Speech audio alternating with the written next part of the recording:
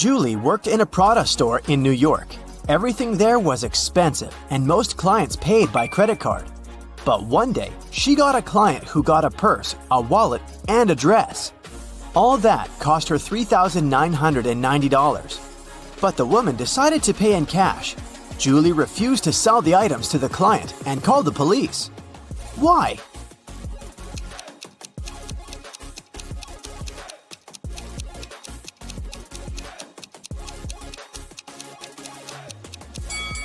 Tried to use to pay.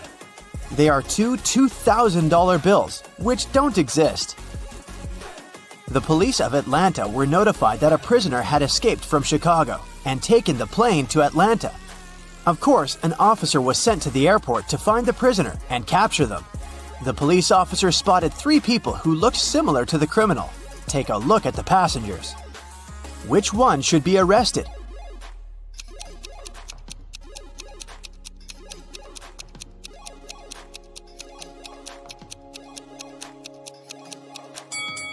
The prisoner must be this guy. He's the only one who doesn't have any luggage with him. Probably because he was running away and had none. In a small town, a grand robbery happened. Someone robbed a jewelry store in the local mall. At 6:03 p.m., the lights in the whole mall went off for 8 minutes. When the lights came back on, the most expensive jewelry pieces were missing from the shelves. The police interrogated 3 main suspects. Jack said, I was picking out a present for my son in an electronics store when the lights went off. I was so confused as anyone else. Fred said, I wasn't even in the mall at the time. I have no idea what you're talking about. And Stacy said, I was in the bathroom fixing my makeup. I didn't even notice the lights went out. Who is the main suspect?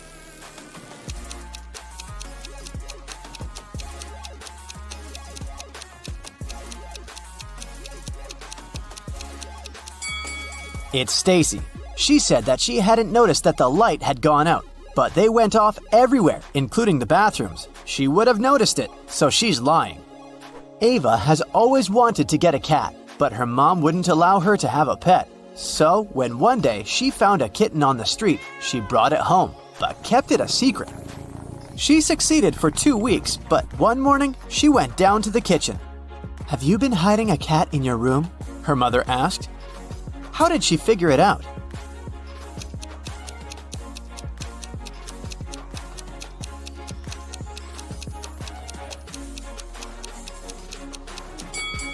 Ava is wearing shorts. Her legs are all scratched, and these scratches are what gave her away. During Halloween, all kinds of creatures flooded a little town, blending in with the citizens. Weeks passed, but some of them stayed, pretending to be humans. The town's detective could catch the remaining ones. He's been tracking a vampire, and he has 3 suspects. All of them only come out at night. Which one of them is the vampire?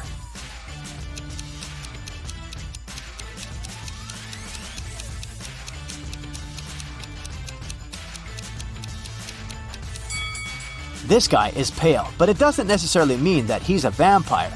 This guy is wearing a silver chain, so he can't be one. But this guy doesn't have a reflection. This is definitely not a human. Ned works in a club, and his job is to check people's ID cards and not let inside any suspicious people or people below the age of 21. Take a look at these 3 ID cards and figure out who isn't supposed to enter the club. Okay, here's the first guest for you. What can you say about this man?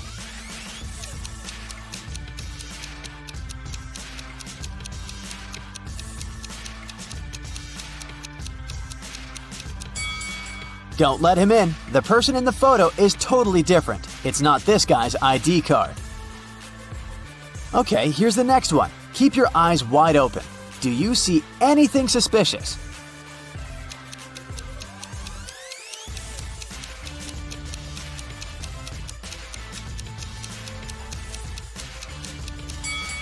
She seems fine. Let her in. Okay, the next one. Check it out and make your decision. In or out?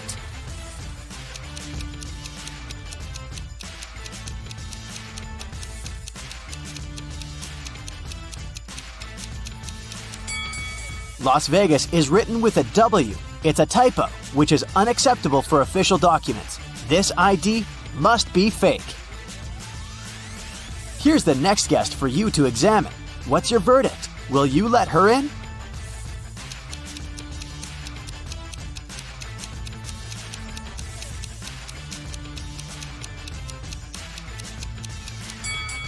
She seems fine to me. It must be safe to let her in. What about this girl? Is anything off here?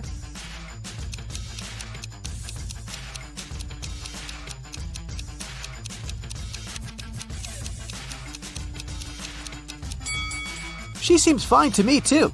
Green light. Okay, the last guest. In or out?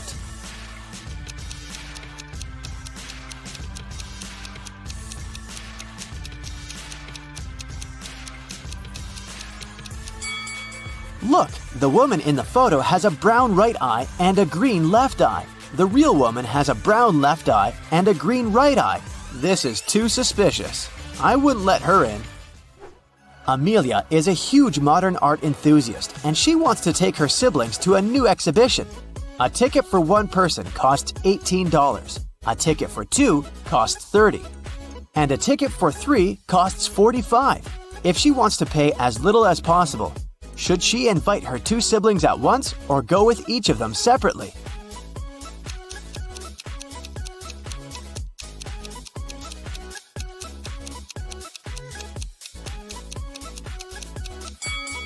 It's cheaper if the three of them go together. It'll cost $45.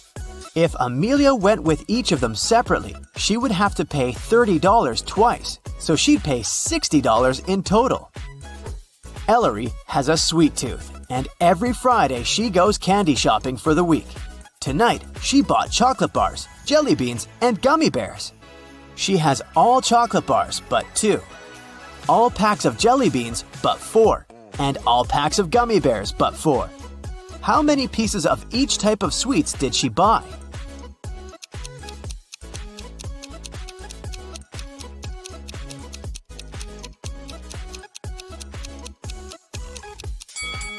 Chocolate bars are all but 2, which means that there are 2 packs of jelly beans and gummy bears together.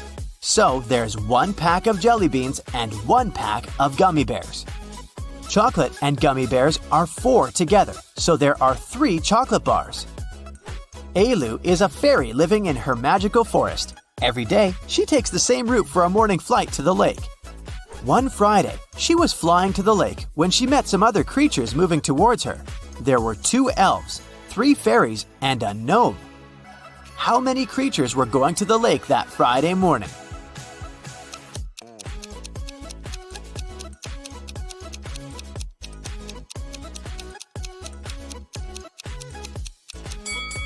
Just Ailu. Everyone else was going in the opposite direction. Lily and Della are twin sisters. Both girls failed their history test at school, and their mother made them study all weekend. In the middle of the day, Mrs. McAdams came to check on the girls. Take a look at Lily and Della. Which of them hasn't been studying?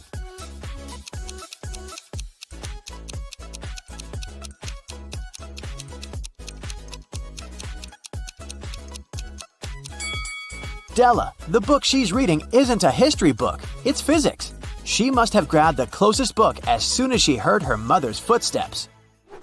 A rich lady was booking into one of the best hotels in the city. When she got her key, she noticed that her bags had been stolen. The police interrogated 3 main suspects. Mr. Collins said, "I wouldn't steal anything. I'm rich. I live in the penthouse on the 20th floor."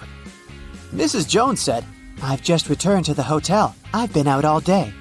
And Mrs. Smith said, "I wouldn't steal anything. I have too much stuff myself."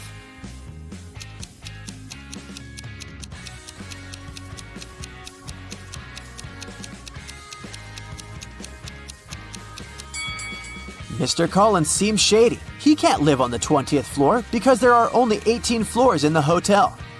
Amber participated in a game show, and she won. She got 3 exclusive gifts: a Givenchy purse, Armani sunglasses, and a Porsche. But here's a catch. She is to pick her presents herself by choosing between the original and a replica. You need to help her pick the correct prize. Here are two Givenchy purses. One of them is the original, and the other is a replica. Which one should Amber choose?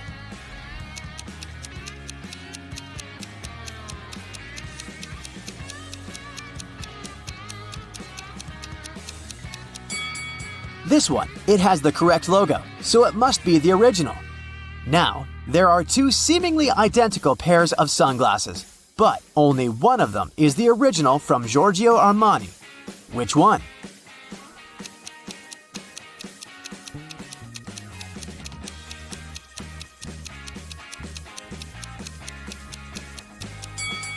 This one, with the correct logo. And finally, the Porsche. Let's see if you remember their logo.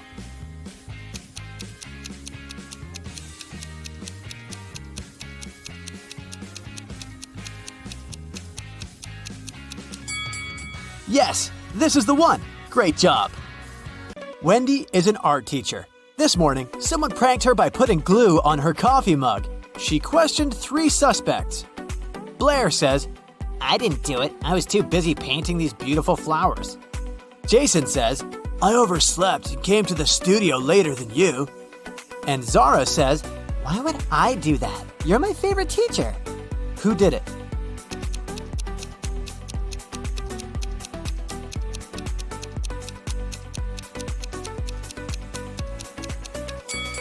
It was Zara. There's a glue pen in her pocket. Wendy gives her students a task and leaves the studio. After a while, she returns and sees this painting.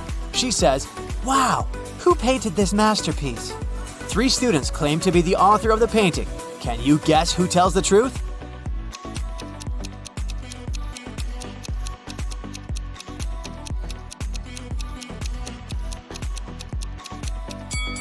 To solve this mystery, we should take a look at their palettes. Only this student has all colors that match the painting. Wendy goes outdoors to buy some food for lunch. Suddenly, she sees a cyclist lying on the ground. Can you guess what happened here?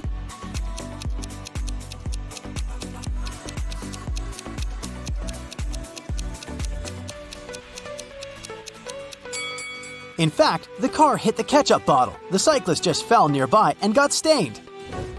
Wendy receives a delivery. 3 identical boxes with artist supplies. All boxes are labeled incorrectly. Wendy needs to label all boxes correctly by opening just one of them. Can you help her?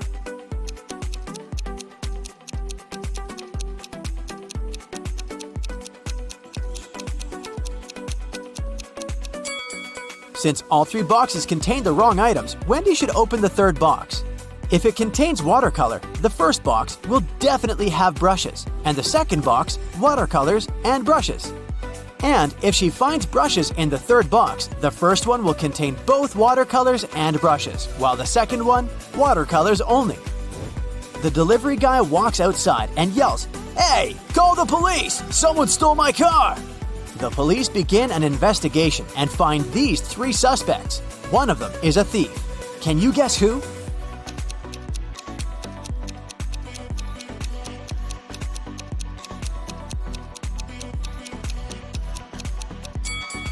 The first guy is just coloring his fence, and the 3rd one is a gardener. But the second guy is hiding a lockpick in his shirt pocket, so he's the thief. Wendy comes to a party. 3 guys invite her to dance, but one of them is a werewolf. Can you guess who?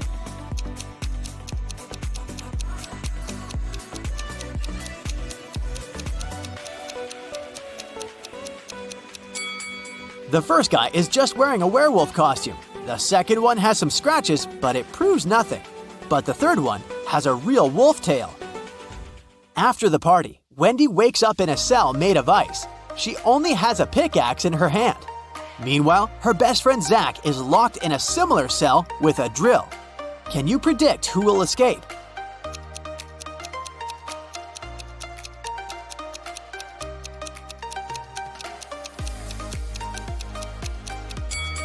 Only Wendy will escape. Zach can't use a drill without electricity. The next day, Wendy arrives at the art studio. She leaves her takeaway coffee at the desk and goes to the toilet. Wendy returns and finds out that someone had drunk her beverage. She checks the cup surface for fingerprints, but she only finds her own traces. Wendy questions 3 suspects among students. Blair says, "Sorry, I've been washing my brushes in the sink. I didn't look at your desk." Jason says, "Sorry, I don't like coffee, and besides, I've been streaming stories for my followers." And Robin says, "I was changing in the dressing room to be a model for portrait class." Can you spot the thief?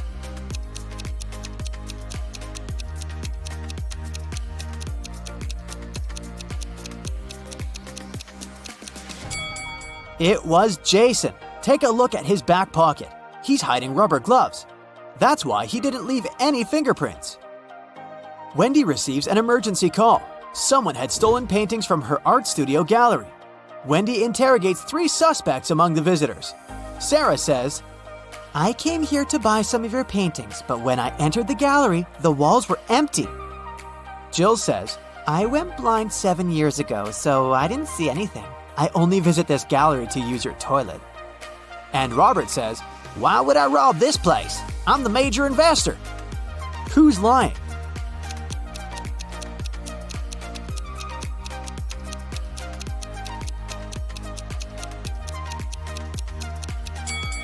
Jill. If she's really blind, why did she bring this photo camera with her?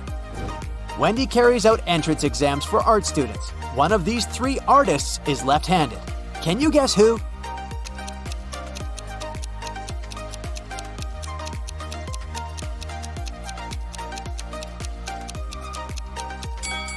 It's the third guy. It's easier for lefties to hold a palette in their right hand and paint with their left. This way, his left hand works and the right one stays static. During exams, one guy named Bobby gets very sick and faints. Wendy calls the ambulance and takes him to the hospital. She's just met Bobby, so she doesn't know his relatives, but still, Wendy manages to notice his wife in the hospital right away. Can you spot her too?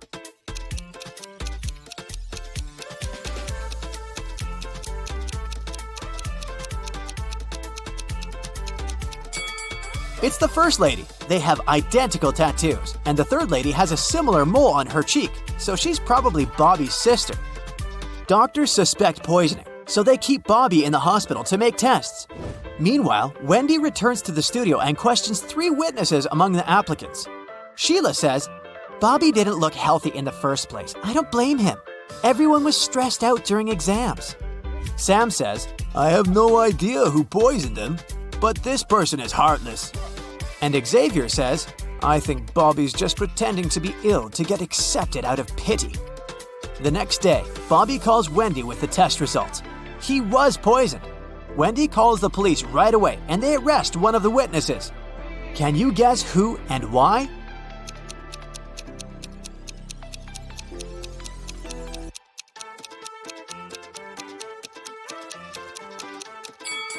Sam. He knew about the poison before the test results were ready. The next morning, Wendy enters the studio and sees that someone has left a hot mess. Canvases are torn and paints are spilled all over the floor. Can you count all the brushes in this room?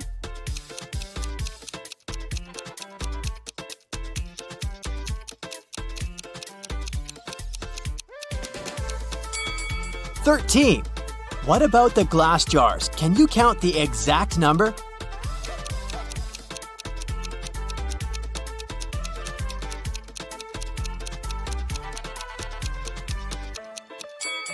There are 8 glass jars in this studio, including this broken one. Wendy asks her 3 students, "Who's responsible for this mess?" Nina replies, "I think it was David. He never washes his hands and clothes. He's such a weirdo." David says, "It was Nina. She's just jealous because her paintings weren't selected for an art exhibition." And Amber says, "I don't know who did it. Yesterday, I was feeling sick and stayed home." Who's responsible for this mess?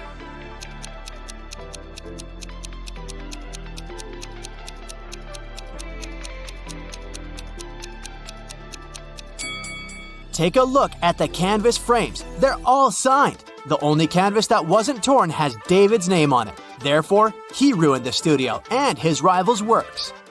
Wendy asks her students to the park for an en plein air class.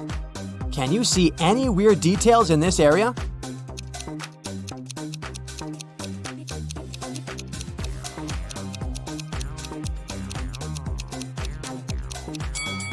This is an apple tree, but why are there so many oranges under it? Two students have painted almost identical pictures. Can you help Wendy find 3 differences?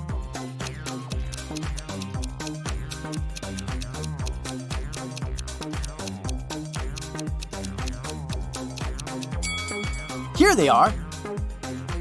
What about these portraits? Can you spot 3 differences?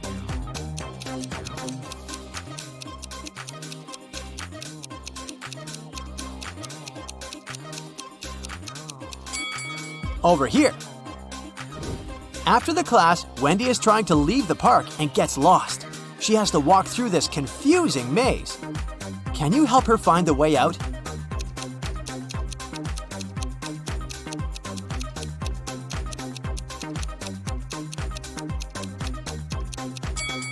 Only the first path is correct. On the way home, Wendy enters a supermarket. Can you count the number of cacti?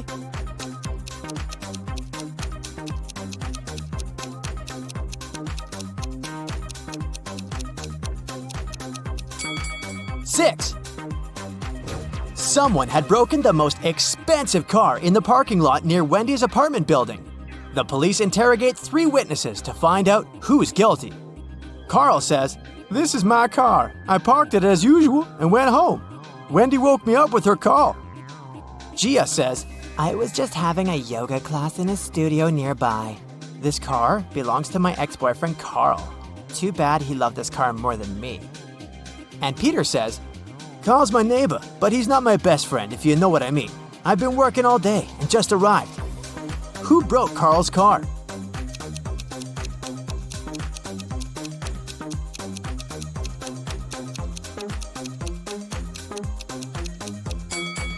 It was Gia. She's hiding a baseball bat inside her yoga mat. Jenny and Ben were about to get married. They wanted to book a hotel for their wedding ceremony in the party. So they went to a wedding planner to look at some options. She told them only 3 hotels were available for the day they wanted and showed them the pictures. Which one should they choose?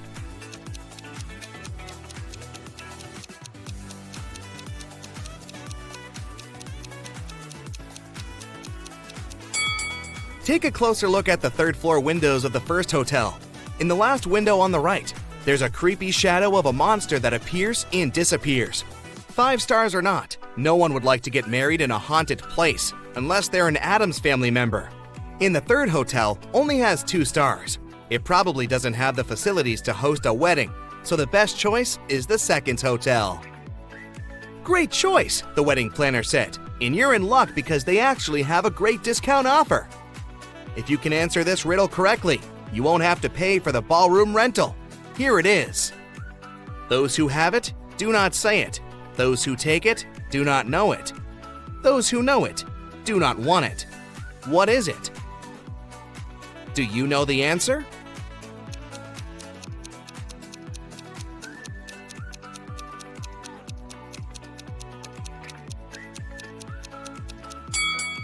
It's fake money. The next day, Ben and Jenny went to the hotel to pick the best ballroom for their party. The hotel manager took them to 3 different rooms where they could host everything, from the ceremony itself to the dinner and after party. Which one should they pick?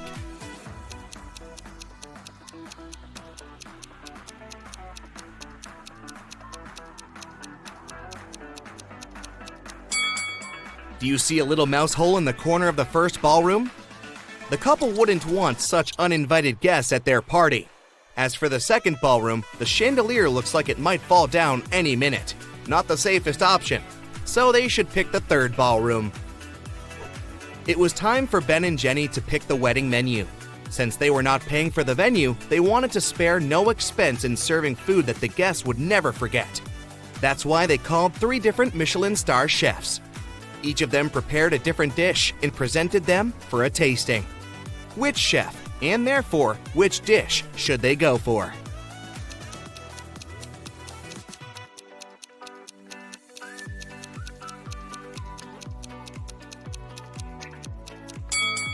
Even though the dish the 2nd chef made looks perfectly fine, do you see a rat's tail hanging from his chef's hat? There must be some ratatouille situation going on there. So that's a pass. The 3rd dish looks like spaghetti, right? Well, look again. Those are actually very thin snakes. Exotic flavors might not be the best option, so they better go with the classical burger that the first chef made. Before they made their wedding vows, Jenny had to say yes to a dress. So, she went to a couture store to check their wedding gown collection. She explained to the designer the style of the dress she wanted for her ceremony. The designer said he had just the perfect gown for her and would bring it to her if she answered his riddle correctly. He asked, if a gown takes an hour to dry, how many hours will it take 6 dresses to dry?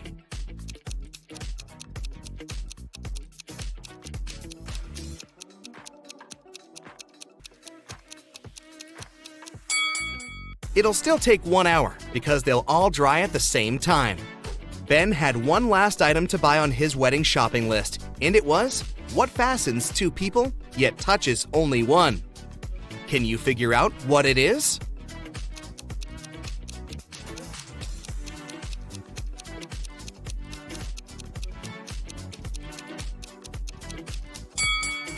It's a wedding ring, of course. Ben headed to a jewelry store to get something blue for his bride. The store owner showed him 3 different wedding rings with blue gemstones. Which one should he buy?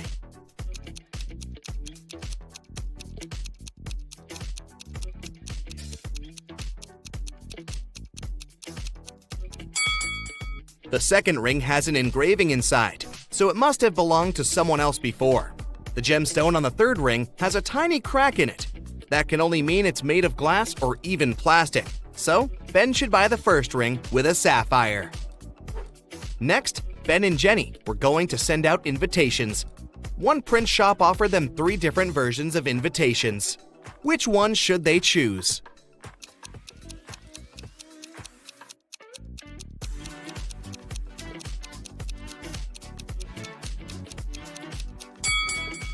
Do you remember the name of the hotel they booked? It was Sunrise Lodge, but the first invitation says Sunset Lodge.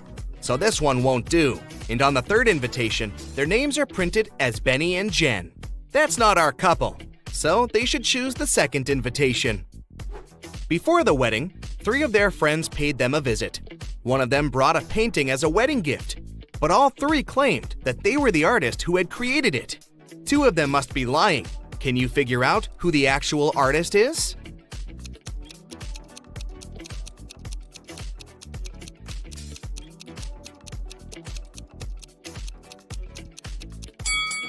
Take a look at the signature on the painting. It says Denise. Now look at the third friend's necklace. It has the letter D, so she must be Denise, the artist who painted the painting. It was finally the day of the wedding, and Ben and Jenny's guests started to arrive. However, the hotel security spotted 3 suspicious-looking people who could be uninvited.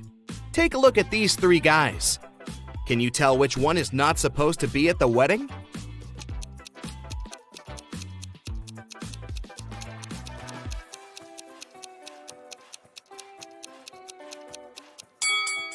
Do you see the hotel wristbands that say Ben and Jenny, that the second and the third guys are wearing? That can only mean they are actually invited. So it's the first guy who's crushing the wedding. Sorry, dude, no free drinks for you. After the vows were exchanged, it was time to party. As Ben and Jenny were dancing, someone spilled their drink on Jenny's dress, but no one saw who it was. Jenny spotted 3 people who could have done it. Take a look at them. Can you tell who ruined her dress?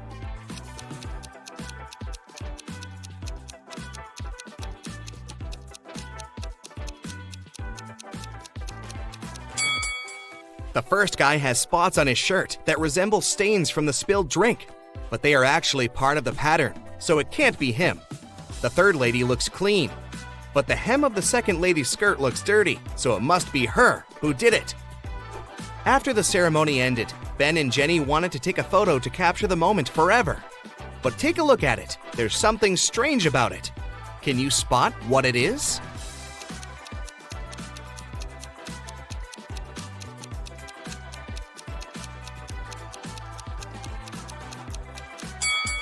Can you see a woman hiding behind the trees watching them? She is wearing a witch hat, but it's a wedding ceremony and not a costume party. Creepy. Right before leaving, Jenny suddenly vanished. Then the witch suddenly appeared in front of Ben and said, "You may only kiss the bride if you figure out with whom you really tied the knot. Ha ha!" Then two Jennies appeared in front of Ben. Can you tell which one is his real wife?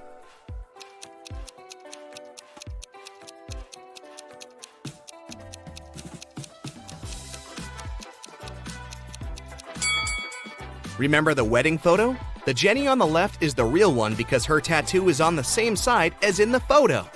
Now that Ben and Jenny's wedding was over, phew, it was time for them to pick a honeymoon destination. They went to a travel agency to book a tour.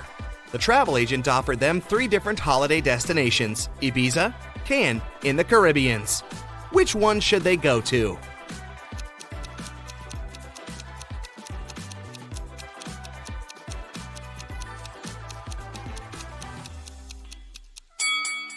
Have you noticed the weather forecast on TV in the office? It states that the weather in Ibiza is going to be windy in the upcoming days, and in Cannes, it's going to be rainy. So they should pick the Caribbeans and enjoy the sun. The travel agent said she could upgrade their plane tickets to business class for free. It would be her wedding gift to them. But they had to crack this riddle. What can travel around the world while staying in a corner?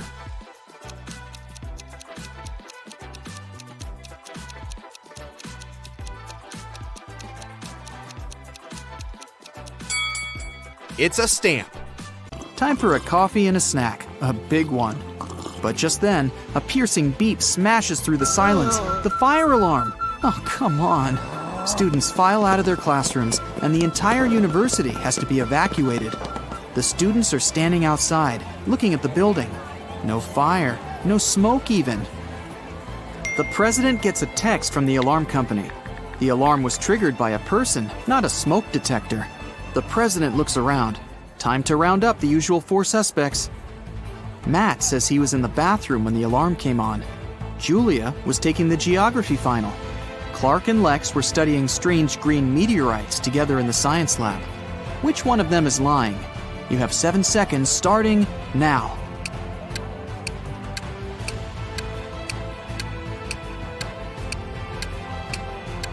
It was Julia.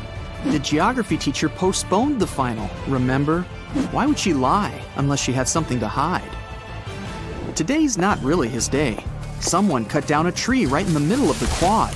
The caretaker saw 4 students hanging out under the tree this morning, and now it's gone.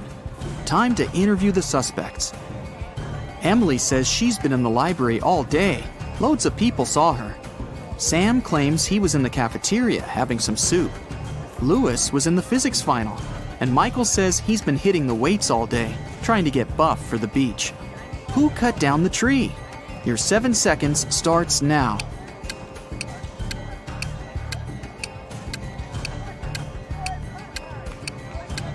It was obviously Sam.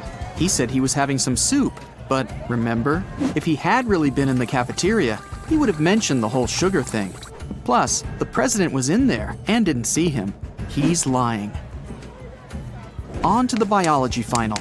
They've got a new teacher who's giving a unique type of final. The president sneaks in the back of the room. The teacher explains that she gave her students ficus seeds at the beginning of the semester. Whoever has the most beautiful ficus plant will get the highest grade. It's time to present the results. The students start to file into the classroom. Half of them are holding pots with beautiful green ficus trees. The other half have pots filled with plain old earth. No leaves, no nothing. The teacher says the students with empty pots all get an A. Why did the teacher do that? Solve this mystery in 7 seconds. Go!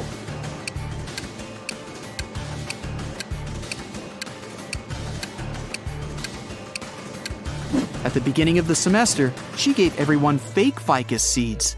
The students who showed up with full-blooming plants must have bought a full-grown plant and stuck it in the pot. Ha! Busted! Last final of the day, philosophy.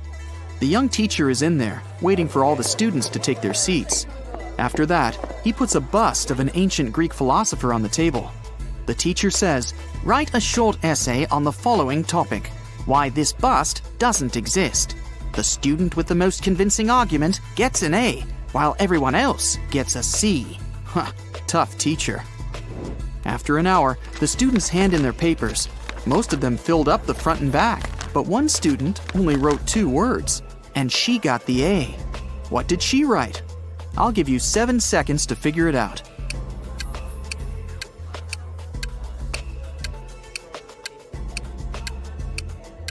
She wrote, "What bust?" The president heads outside again, this time for the parking lot. What? Someone took the tire right off of his car. How's he gonna get home? He still has a spare tire in his trunk, but the thieves took the bolts too. All 4 of them. What can he do? You have 7 seconds to come up with a plan.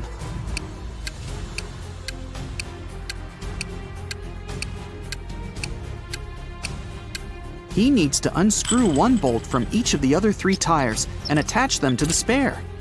Each tire now has 3 bolts. That'll be enough to get to the nearest service station. What an intense day. The president's ready to kick back for a few, but he gets another urgent text. There's broken glass all over the quad. Someone broke a window up there. The only 3 people around are a cook, a gardener, and a student. The cook says he's been boiling up a new soup for the last hour, since someone put sugar in the last one. The gardener admits he was up in a tree cutting branches. He saw a student break the glass. The student says he was studying in the library. I'll give you 7 seconds to figure out who's lying.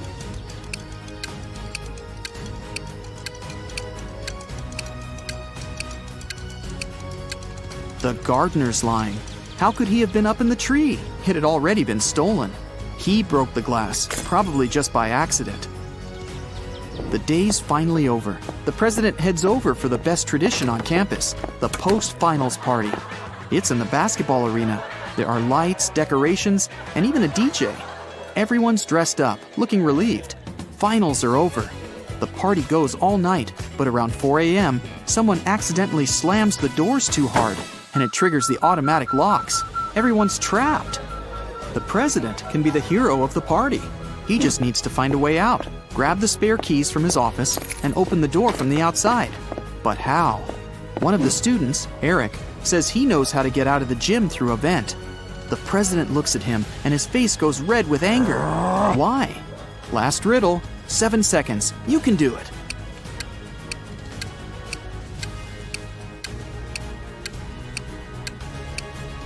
Eric just gave himself away. He's obviously been in the ventilation shafts before, so it was probably him who stole the physics final. A member of an expedition to the South Pole found himself in a frozen cave. He didn't remember what had happened, but he knew he had to get out. The man saw 3 doors and a note saying what was behind each of them. Behind the first door, there was a hungry polar bear. Behind the second door, there was a room filled with poisonous gas. And behind the third, there was a room with sharp icicles falling from the ceiling every second. Which door should the man choose to survive?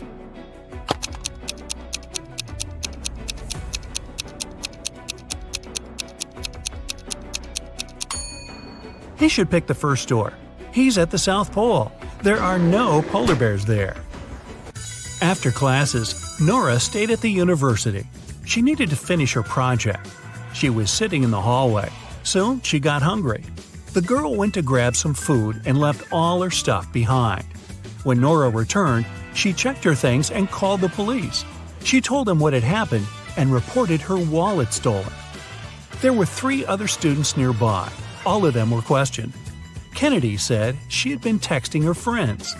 Ethan said, "I did sit close to Nora for a while, but I didn't see or touch her wallet." Gabriella said she had been in the classroom and just walked out a couple minutes before. The detective listened to them and left without arresting anyone. Why?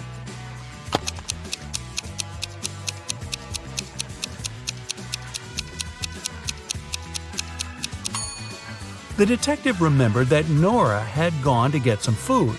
It means the wallet was with her and couldn't be stolen. The girl lied. 3 women, Sarah, Milla, and Eleanor, went shopping. 2 of them are pregnant, and 1 is a professional watermelon thief. Yeah, I know, but just humor me. Can you tell which one stole the watermelon?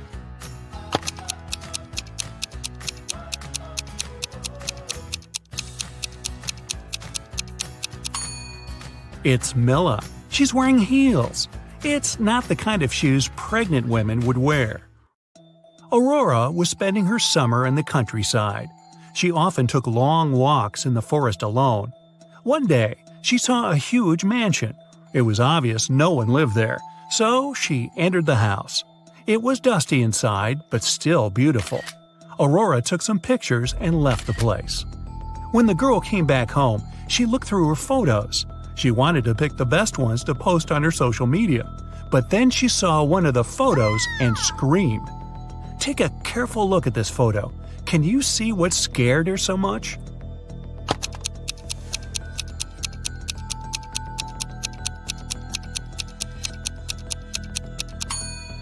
Aurora noticed she, herself, was in the photo.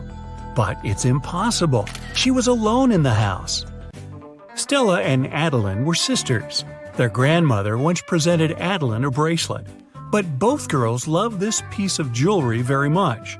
So sometimes Stella snuck into her sister's room and borrowed the bracelet.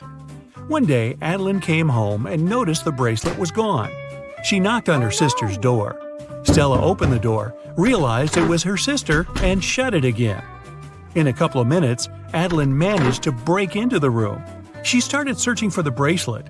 Stella told her that this time she hadn't taken Adeline's jewelry. Adeline didn't find anything and had to leave.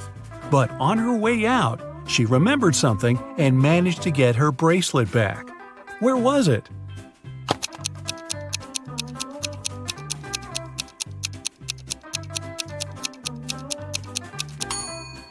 When Stella opened the door, she had her hair down. But later, she already had her hair tied up. In those few minutes, she made a bun and hid the bracelet in her hair. On a rainy summer night, Mrs. Miller came home after work. Her neighbor, Mrs. Smith, visited her. The women wanted to have some tea together. Mrs. Smith said her daughter was at a party. She met one of Mrs. Miller's triplet sons there. Mrs. Miller asked which one it was, but her friend didn't know. Her daughter could never tell the guys apart.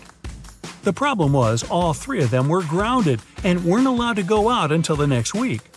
Mrs. Miller wanted to find out who had broken the rules. She called the boys and asked how they'd spent the day. Ian, the artist, said, "In the evening, I was outside drawing." Ryan, the musician, said, "I spent all day inside writing a new song." Luke, who likes sports, said, "I did a workout and spent the rest of the day reading." Mrs. Miller understood which of her sons was lying and grounded him for another month. Who's the liar, and how did she know?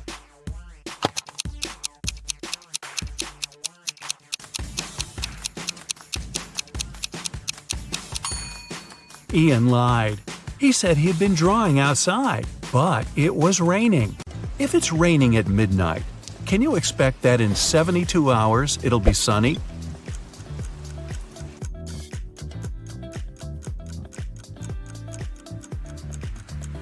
Nope, in 72 hours, it's going to be night again.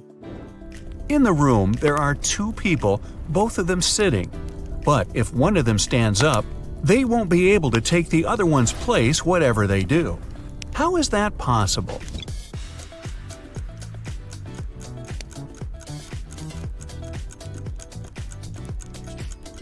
The second person is sitting on the first one's lap. A father tells his teenage daughter, "You arrived very late at 3 a.m. and made us all worry a lot. I don't want this situation to repeat." His daughter, though, replies that it will never happen again.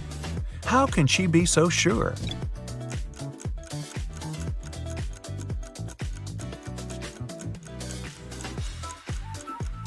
The father was talking about the birth of his daughter. An art expert paid big money at an auction for a painting that he knew didn't cost anything. He was an honest man and didn't have any criminal intentions. Why did he buy this picture?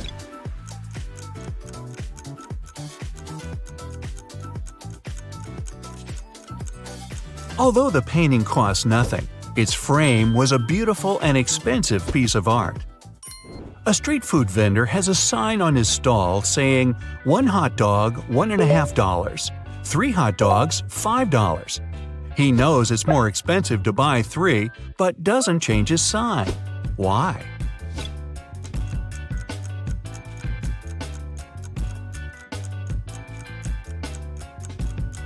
Each time a customer saw his sign, they would buy 1 hot dog, then another, and then a third one, totaling up to $4.50.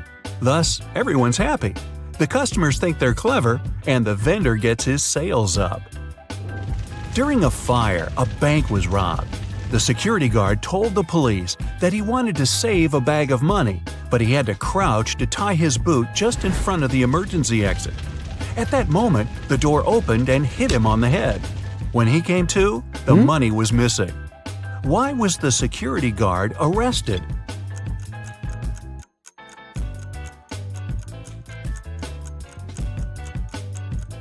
Well, all emergency doors open outwards. You find yourself in a photo gallery. After looking at the wall, you realize that one of the pictures doesn't belong to the rest. You see a raccoon, a llama, a football, and a balloon. Can you tell which is the odd one out?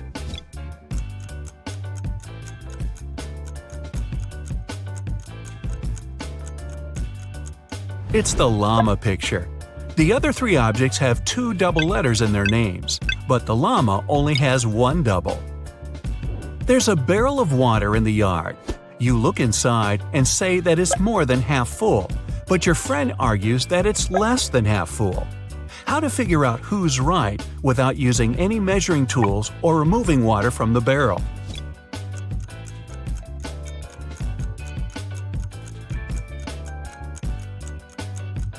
Tilt the barrel so that the water touches the rim. If you can see the bottom, the barrel's less than half full. If the bottom is still covered with water, it's more. Sam and his brother John were always fighting. Their mother couldn't take it anymore and came up with a clever plan to stop them. She told the boys to stand on the same piece of paper in such a way that they didn't touch each other, and it worked. The boys couldn't fight anymore. How did she do it?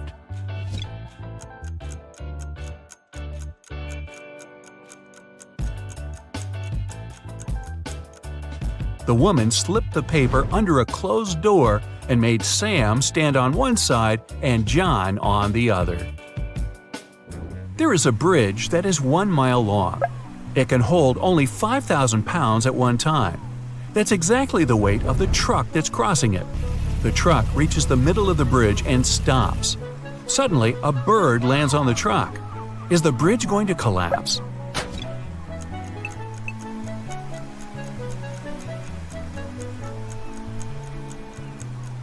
The bridge isn't going to break down because the truck has already used some gas to get to the middle and therefore weighs less than 5,000 pounds. A young woman is sitting near the window. At first, she's deep in thought. Then, she suddenly decides to throw something out of the window. A couple minutes later, she drops on the floor unconscious. She's perfectly healthy and isn't prone to sudden faints. There was no one outside to have hit her either. So, what happened?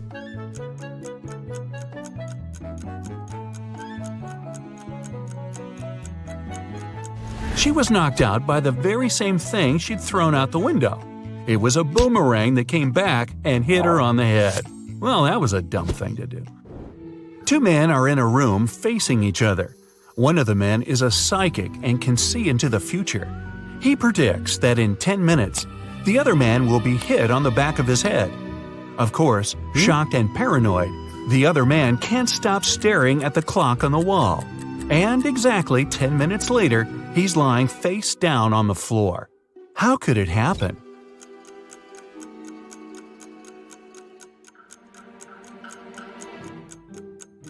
After 10 minutes, the man turned around to see if there was anyone behind him. At exactly that moment, the psychic hit him on the back of his skull. Well, I'm starting to think he wasn't a psychic after all. Let's start with testing your attention to detail a bit. Take a look at 2 friends, Ariana and Brooke. Can you tell which one of them is richer?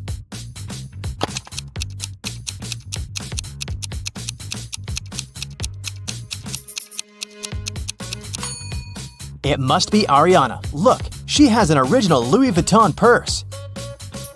Cameron and Dean went fishing on a lake in the middle of winter. Here are photos of them. Cameron is posing with just a little bit of clothing when it's freezing cold, and Dean is posing with a big fish he caught.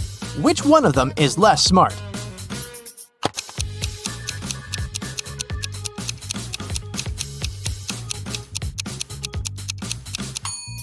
It's Dean. Look, the ice on the lake is cracking. It's dangerous to stay there. Everly and Jasmine are in a hurry to get to work. They're running late. Everly is going her usual way, and Jasmine has taken a shortcut. Which one of them is in danger?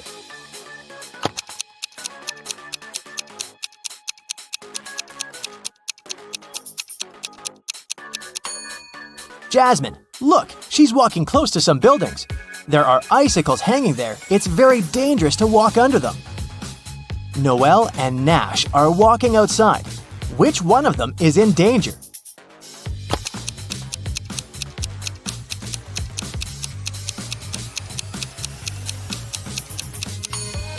It's Noelle.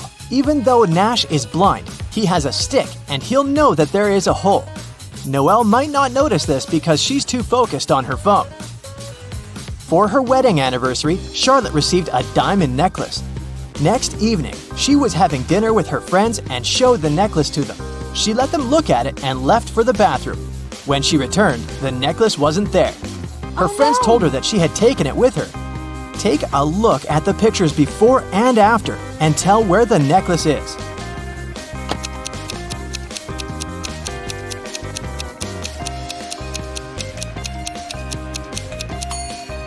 Look at the glass of juice of this woman. Seems like there's more juice in the second picture, but it's not true. She just put the diamond necklace in the glass and the juice level rose. Esme was having a walk in the forest and got lost. She came across a witch's house and asked her to take her home. The witch agreed on one condition. There were 3 cards. 2 of them said stay and 1 of them stated free. They were facing down and Esme didn't know which one was where. If she picked the free one, she would go home. Otherwise, she'd have to stay with the witch. There was a hint. 1 stay card wasn't in the middle. The second stay card wasn't next to the other one. Which one should Esme pick?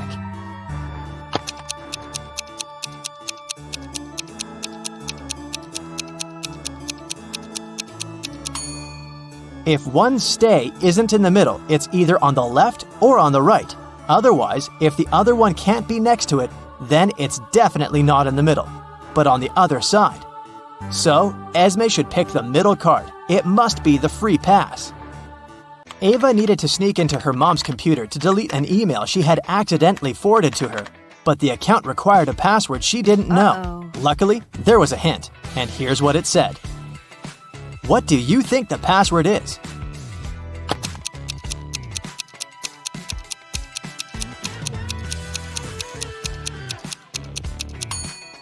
The second number is the number you get if you multiply the digits the first one consists of. 3 times 5 is 15. 2 times 8 is 16. 4 times 5 is 20. Similarly, 4 times 9 is 36.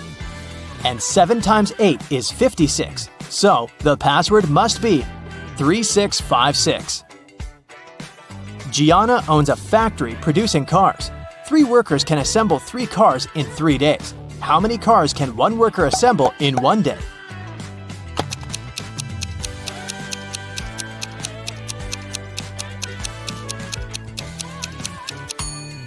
If 3 workers assemble 3 cars in 3 days, then 1 worker assembles 1 car in 3 days. So, in 1 day, a worker assembles 1/3 of a car. Eloise woke up in a dark dungeon with only some torches lighting it up. There was a door, but it was locked. There was a panel with buttons of different colors and a plate with the word GROW written on it. How can Eloise get out?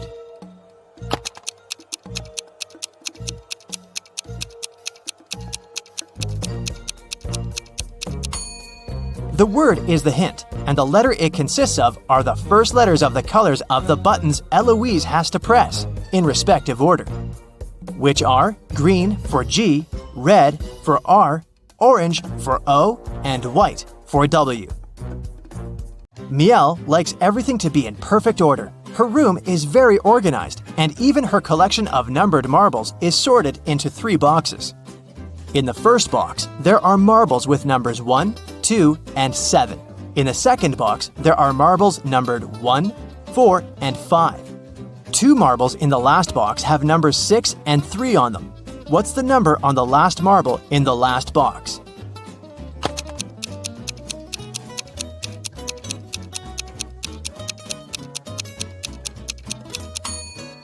The sum of numbers on marbles in each box is 10, so the number on the last marble should be 1. Ashley arrived on a remote Greek island to spend her getaway vacation alone. All the locals there tell the truth and all the tourists always lie. 2 girls approached her, and one of them said, Hey, I'm Paige. I'm a tourist here. And this is Sophia. She's from here. Can you tell if either of the girls is a local or a tourist?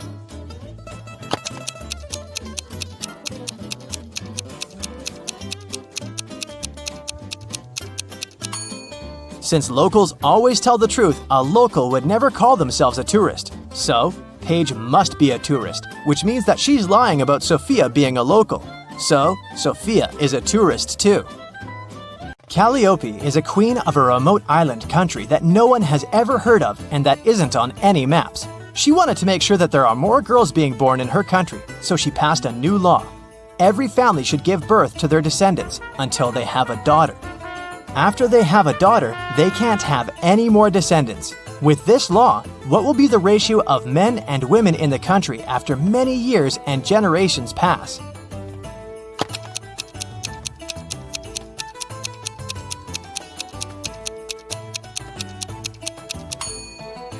With every birth, there's a 50-50 chance of having a boy or a girl. So, it doesn't matter how many are born in any family, the ratio will always stay more or less 1-to-1. This law will only ensure that there's at least one girl in every family.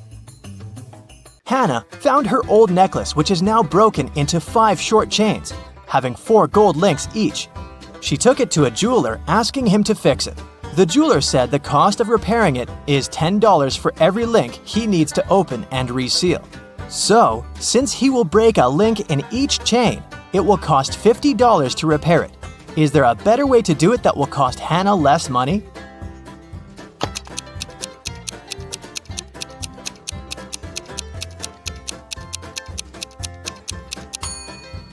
A more efficient way is to break the 4 links in one of the pieces and use each to seal the remaining 4 chain pieces with them. This way, it will only cost Hannah $40 to repair it.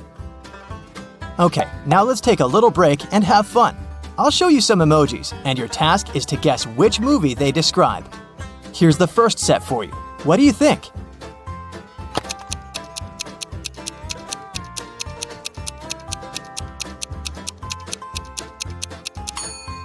Yes, that's The Lion King, of course. Nothing hard. Here's the next one. Any ideas?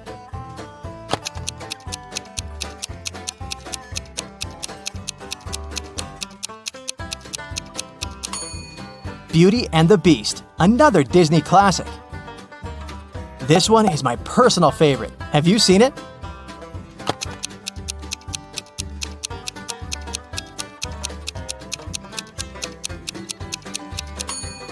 It's Up, a must-watch animated movie.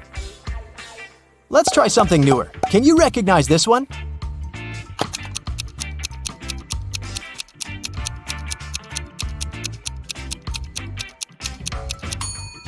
This is Encanto. Moving on from the animation a bit, what is this movie? I bet you know it.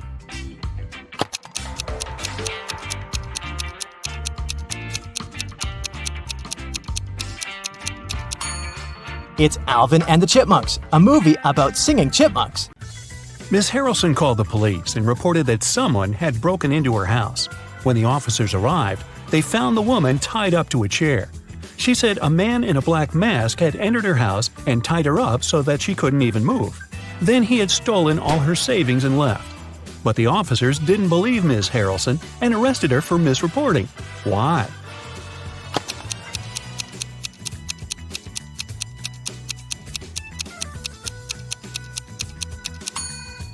If the woman couldn't move, How did she manage to call the police? It was Hazley's birthday. Her parents said that they had a present for her, but she had to find it first. To help the girl, they gave her a note that said, "Where should the girl look for her present?"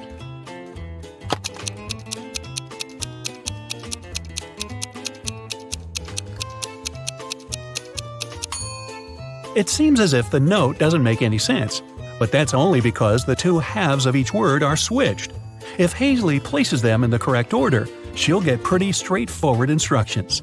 Your present is hidden in the basement. Sydney told her mother that she and her gymnastics team were going to a sports camp for the weekend. Mrs. Stevenson knew her daughter well and suspected it was just an excuse. Sydney was going to spend the weekend with her boyfriend instead. Still, the woman helped Sydney pack and let her go. When the girl returned, she was angry with her mom for forgetting to pack a toothbrush.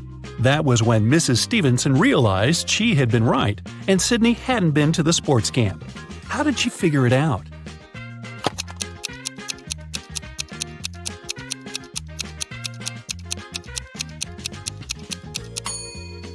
When she packed Sydney's things, she put the toothbrush in the bag with her gymnastics clothing.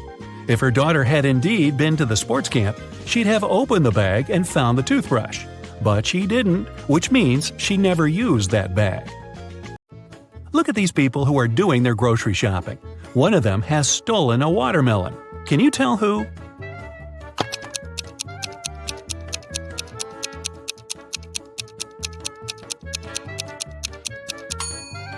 It must be this guy on the right.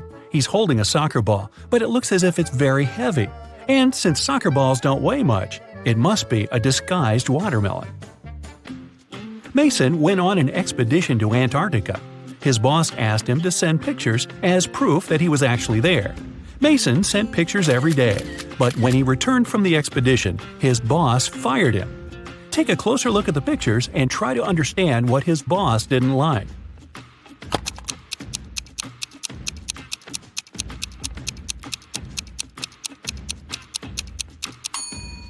Mason was sent to Antarctica, but in some pictures, you can see palm trees. No wonder the boss realized the photos were photoshopped and Mason hadn't gone there at all. An old man had extremely poor vision. He was living with his son, Mark, because he needed assistance all the time. One day, the man was resting in his armchair while his son was preparing dinner. Suddenly, Mark heard glass shatter. The man ran into the room and saw that the window was broken. He asked what had happened. His father told him that some dark-eyed, dark-haired guy had thrown a stone into the window and shattered it. Then he ran away. But Mark didn't believe his father. Why?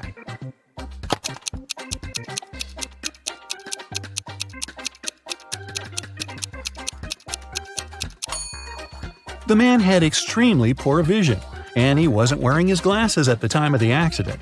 He couldn't see the guy, let alone the color of his hair and eyes. Savannah went on a business trip with her husband.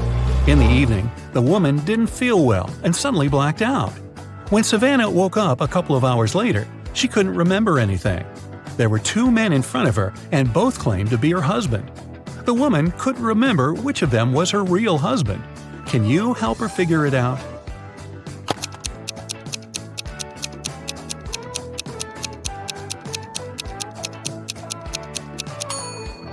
They went to a business meeting.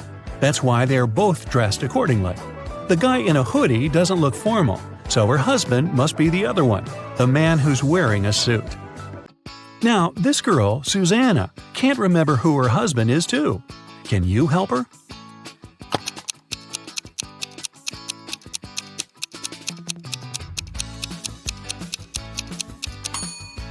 It must be this guy.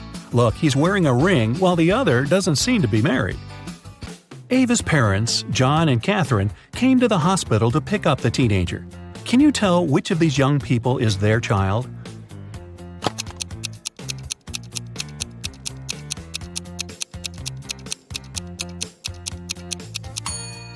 It's this girl. John and Catherine are Ava's parents. Ava is a girl's name, and she's the only girl in the room. Esme was having her usual walk in the forest. By nighttime, she realized she had gotten lost again. She was wandering around until she came across the witch's house. The girl petted the cat, greeted the witch, and asked the woman to send her home. At that time, the witch was participating in a math tournament for witches from all over the world. She really wanted to win and to prove she was the smartest witch out there.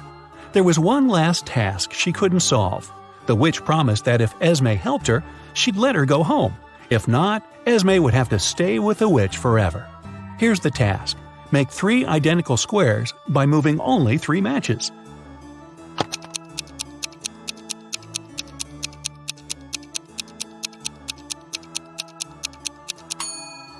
You just have to move these 3 matches over there. It works, and Esme can return home. Thor asked his friends to guess what his laptop's 3-digit password was. Each of them made a guess. The numbers they chose were 357, 902, 907, 954. Even though no one's guess was right, every person guessed 1 digit correctly and exactly in its right place. Can you figure out Thor's passcode?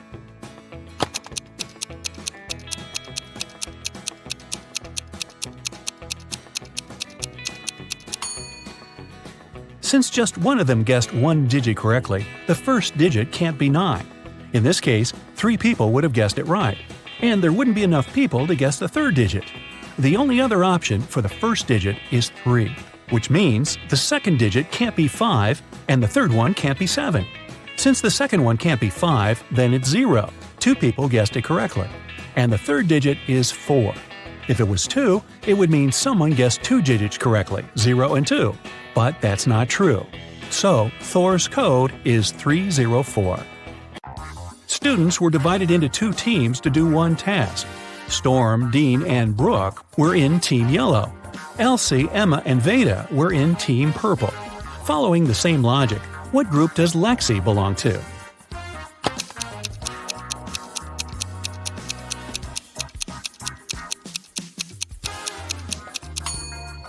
In Team Yellow, there are students whose names have just 1 syllable. In Team Purple, there are students with the names that consist of 2 syllables. Lexi's name has 2 syllables, so she belongs to Team Purple. Atlas got trapped in the attic of an old house. There are just 3 ways out, and all of them dangerous. Behind the first door, the roof and the floor are made out of magnifying glass, and the sun will burn anyone who comes in. Behind the second door, there's a room filled with poisonous gas, and the third door is hiding a hungry lion. How can Atlas escape?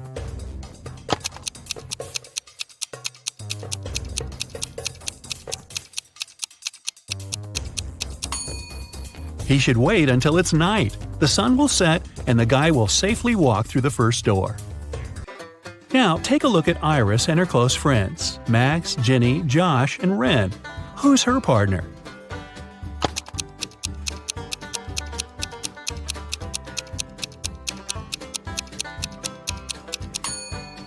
It must be Josh. Look, they have matching tattoos. On a rainy night, Dylan was driving past a bus stop. There were 3 people there: an elderly lady who was feeling unwell, a doctor who saved many lives, and Selena, a girl Dylan had been crushing on for years. Unfortunately, there was only room for 1 more person in the car. What should Dylan do?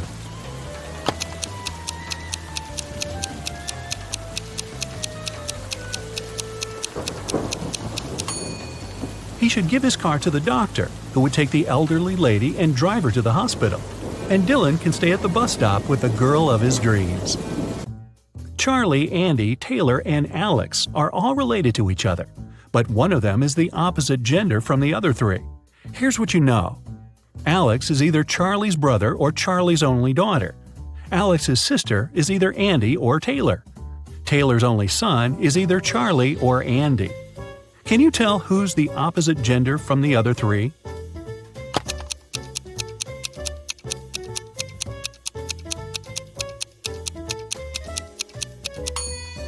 If Alex is Charlie's only daughter, then Alex cannot have a sister.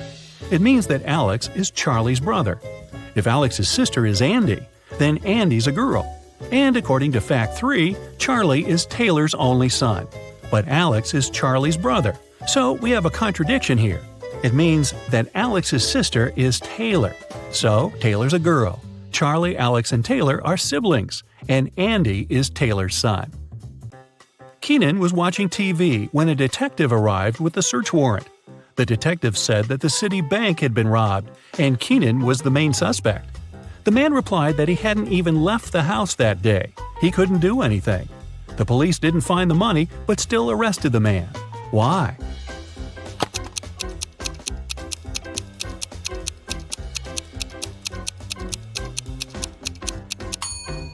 Keenan said he hadn't left the house, but take a look at the calendar and the grocery store receipt. The dates are the same. It means Keenan at least did some grocery shopping and lied about not leaving the house. Wow! While working late at night in a top-secret laboratory, Michael finally managed to create the DNA of a hybrid monstrous creature. After all that hard work, he decided to grab a quick coffee and donut as a little reward. But he came back and saw that the specimen had disappeared from the incubator. Michael lined up Ryan, Jeff, and Laura and confronted them. Who took an important top-secret piece of research I was working on? Ryan said he'd been busy doing some additional research on a separate project and had no idea what was going on. Jeff said he hadn't touched the hybrid creature and had been in the archives digging through some files he needed. And Laura said she'd been in the bathroom the whole time. So, who took the specimen?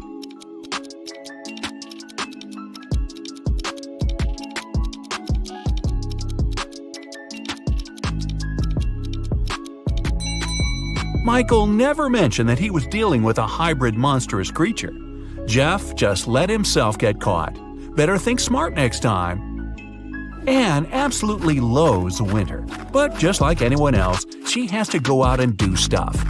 She had just moved to a snowy city for work and experiences some of the coldest winters. But she managed to make it to the mall to do some quick shopping through a huge blizzard.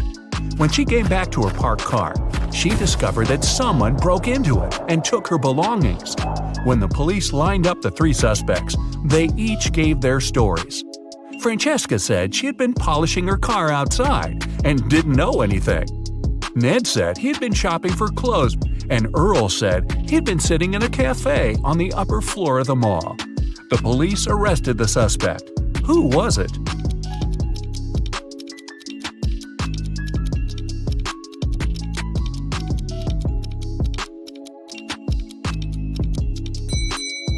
Francesca. She was polishing her car outside in the middle of a blizzard? That's not only illogical, but not safe either. She just gave herself away. You wake up and find yourself trapped in a room with 4 doors in front of you. You don't have enough time to choose which door leads to freedom. You hear a monster coming, so you check out the doors quickly.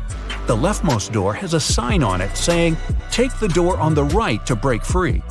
The second door also has a sign saying, "It's the right door." The third door has a sign, "Freedom is just right in front of you." And the last door has a sign, "Don't trust the signs." Which door should you choose?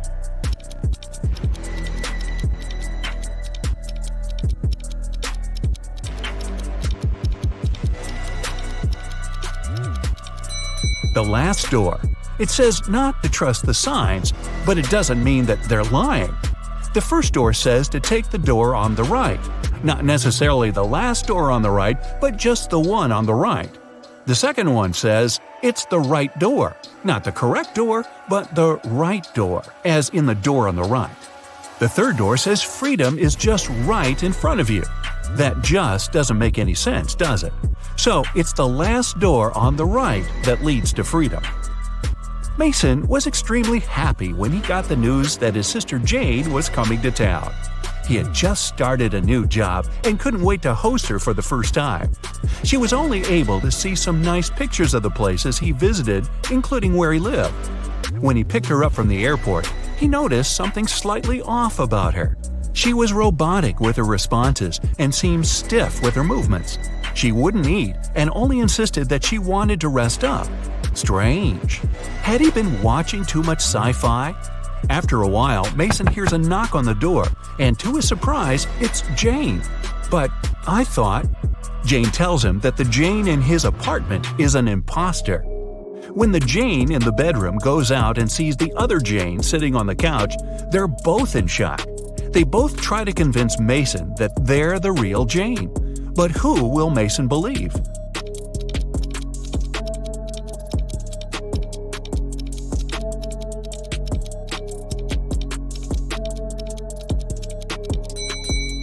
It's pretty normal to come back from a trip pretty tired and wanting to rest.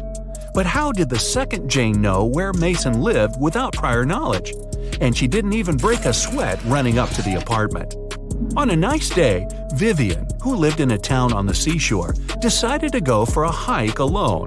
But after hours of trekking, she ended up on a section of the forest she wasn't familiar with. Before her were 3 paths. One path had bare footprints leading away.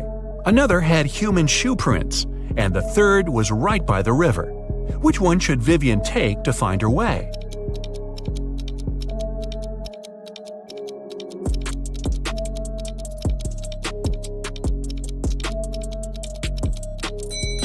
The river path. Since she lives in a coastal town, the river mouth most likely ends up in the sea. That way, she could figure out where she is. Melissa is sharing a train car with 3 other people. It's a very hot day and the air conditioner doesn't even work.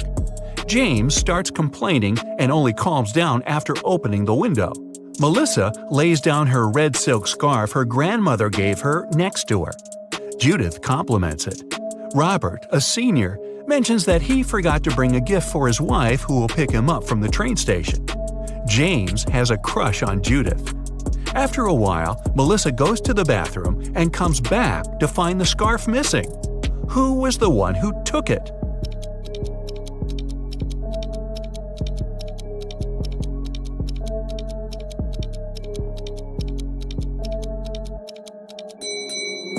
None of them. It was a hot day and James opened the window. The wind sent the scarf flying right out of it.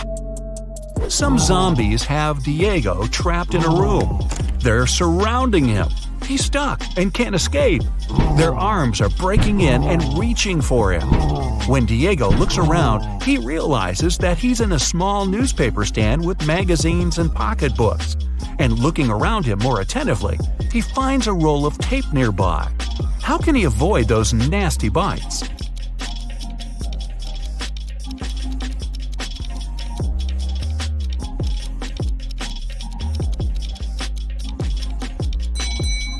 The only way for Diego to escape will be to tape those magazines around crucial parts of his body where they can't lay his teeth on him.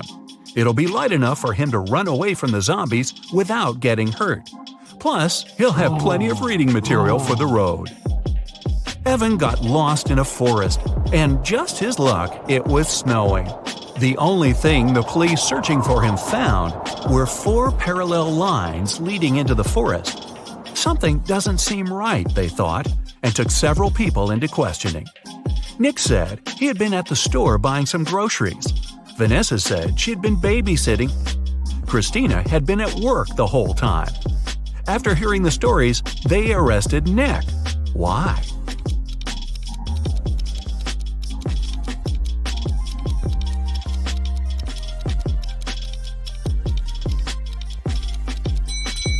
Nick was in a wheelchair. The 4 parallel lines were left by Nick rolling into the forest and back out. It's the beginning of a new school year, and Dave started a new job as a computer studies teacher at a local high school. Another fellow teacher, Roy, didn't really welcome him because he wanted that position. But at the end of the day, there was a security breach which leaked out a lot of important information about the school. When the police questioned everyone, including Roy and Dave, they each gave their stories. Dave said, "I was checking exam papers and was at the staff room the whole time." Roy said, "I was preparing homework for my classes when everything happened." Who should the police arrest? Who was lying?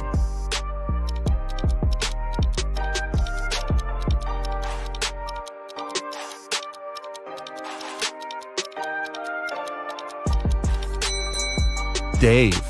There wouldn't be any exams on the first day of school. Gareth is in a pickle. He's at the police station looking at the lined-up suspects, one of whom stole Beth's bag while she was having a picnic in the park. He observes them. Beth describes the culprit as someone big, no hair, and wearing a black jacket. All the men lined up matched the description. Gareth looks at each of them, and they all have one distinct trait that makes them stand out from each other. Suspect number 1 has a beard. Number 2 is wearing shorts. And number 3 is wearing glasses. Gareth knows immediately who to arrest. Who is it?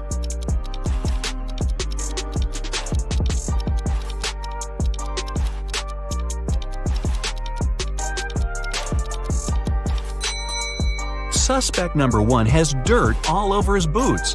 The rest are all clean. He ran through the mud tracks while Beth was having a picnic. Alright, you super sleuth. In this detective challenge, there are 3 levels. Each next riddle is trickier than the previous one. Aha! To get to the end and find out your results, you'll need to concentrate hard and use all your detective skills. Level 1. Anthony lives in the south of town, 20 minutes away from college. Mark's house is in the north and a bit closer, just 10 minutes away. Their lectures start at the same time, and the guys always meet in the park on the way to their classes. Who's usually further from the college building when it happens?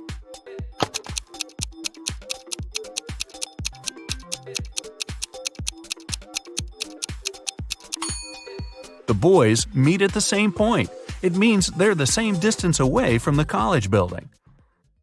Milan Airport customs officers noticed that one man traveled abroad at least several times a week. They started to suspect he was a smuggler, but couldn't understand what he smuggled. He always had a suitcase or a bag with him, but there never was anything forbidden or expensive inside. Only several months later, when a new customs officer joined the team, the mystery was solved. What was it the man smuggled?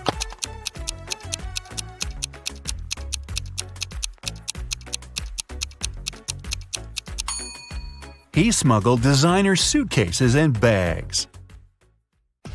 Detective Dan Carlos was following a criminal who had stolen his watch. This person, Dan didn't see whether it was a man or a woman, ran for a hospital building and disappeared inside. When the detective rushed through the doors, he saw 2 doctors examining their patients. One of them had to be the criminal he was looking for. But which one?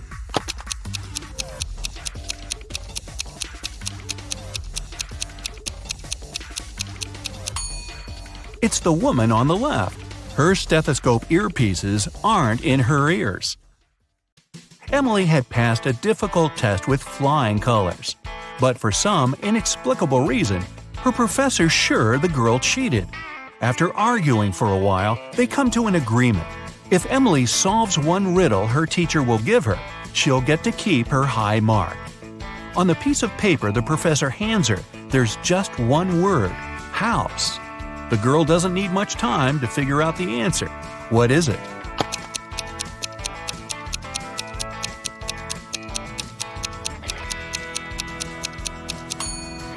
In this case, the color matters. The answer is greenhouse. Little Adam knew his older brother Philip got some money for his birthday. But however hard Adam tried, he couldn't find it. One day, when Philip was away, the boy sneaked into his brother's room. There was no money, but Adam found a map. The older boy had hidden the cash in the garden. Adam followed the instructions to a T. 10 steps to the left, 15 to the right, then 8 straight ahead. It must be here. The boy started to dig. He wasted 2 hours and still found nothing. Did Philip trick his little brother?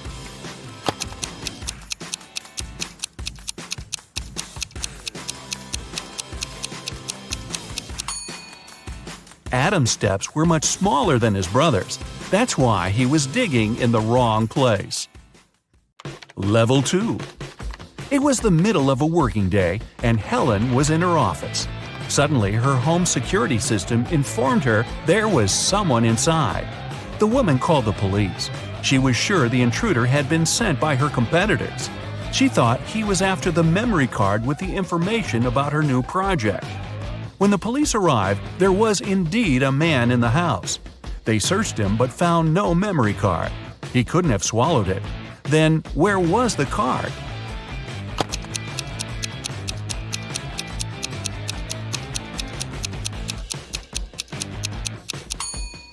When the police got him, the man secretly slipped the memory card into one officer's pocket.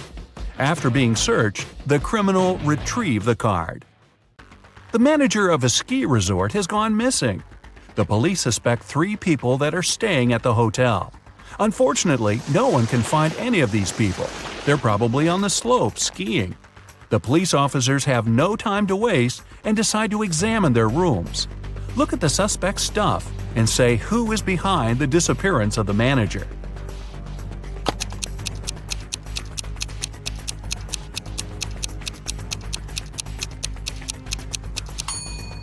It's Joe.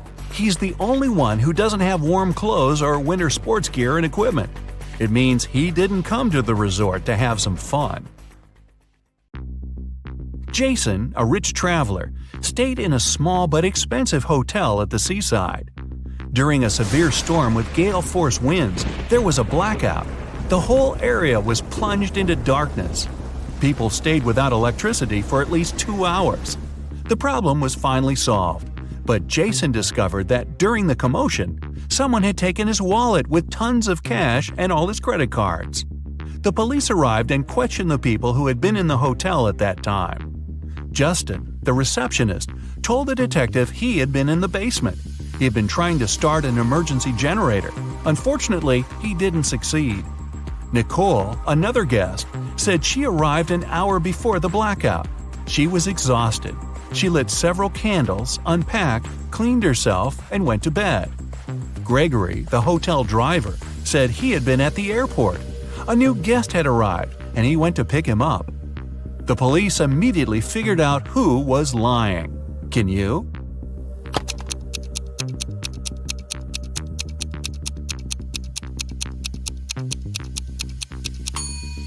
The blackout was caused by a bad storm, and planes don't fly in such windy weather. Then how could someone arrive by airplane? Gregory lied.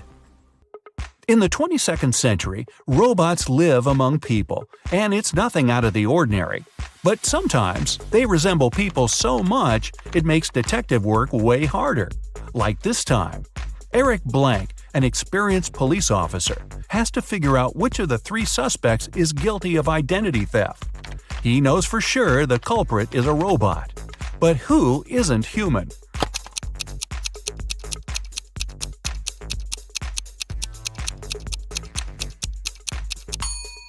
It's the girl in the middle. She has a USB port on the side of her neck. Level 3. Maria had to take part in a very important sports competition. But several days before the event, her boyfriend, Keith, found out the girl had disappeared. The only thing she left behind was a note. "I'm sorry, I had to leave. We'll never see each other again. Please call my sister Jenny. Her phone number is 2121-736362. Confused by the message, Keith went to the police. "I think Maria was taken away against her will and made to write this note. She is an only child in the family and doesn't have a sister." The police started an investigation. They found 3 people who could be behind the disappearance. Cheryl, Maria's competitor, said she had been at her mom's house resting before the competition. Aaron, Cheryl's coach, told the police he'd been spending all his time at the gym.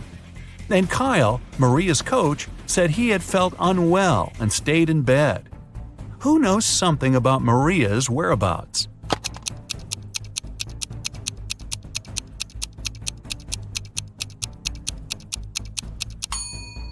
In her note, the girl didn't write a phone number.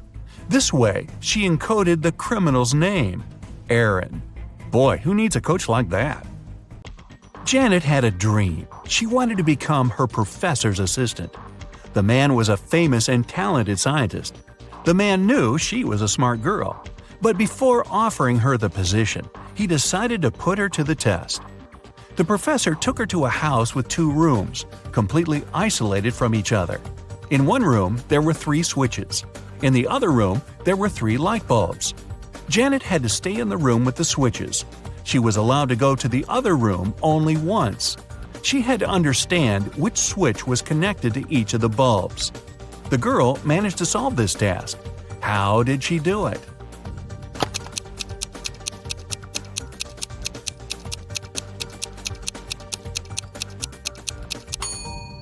She turned on the first switch and waited for a minute. Then she turned it off. After that, she flipped the second switch and went inside the room with the bulbs. One of the bulbs was on. It was the one connected to the second switch. Janet touched the remaining bulbs. The warm one was connected to the first switch, and the cold one was linked to the third switch. Kyle lived on the 6th floor of an apartment building. Once, the man was having his coffee on the balcony. Suddenly, he spotted a woman on the 8th floor of the building opposite his. She opened the window and threw something with a great force. In no more than a minute, Kyle jumped to his feet and ran to call the ambulance. They arrived soon and rushed the woman to a hospital. What did she throw out of the window?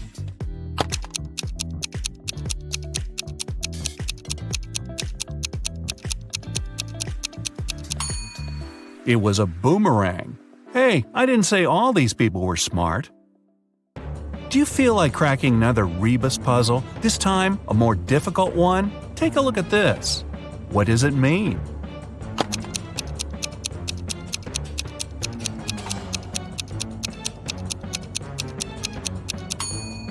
Safety in numbers.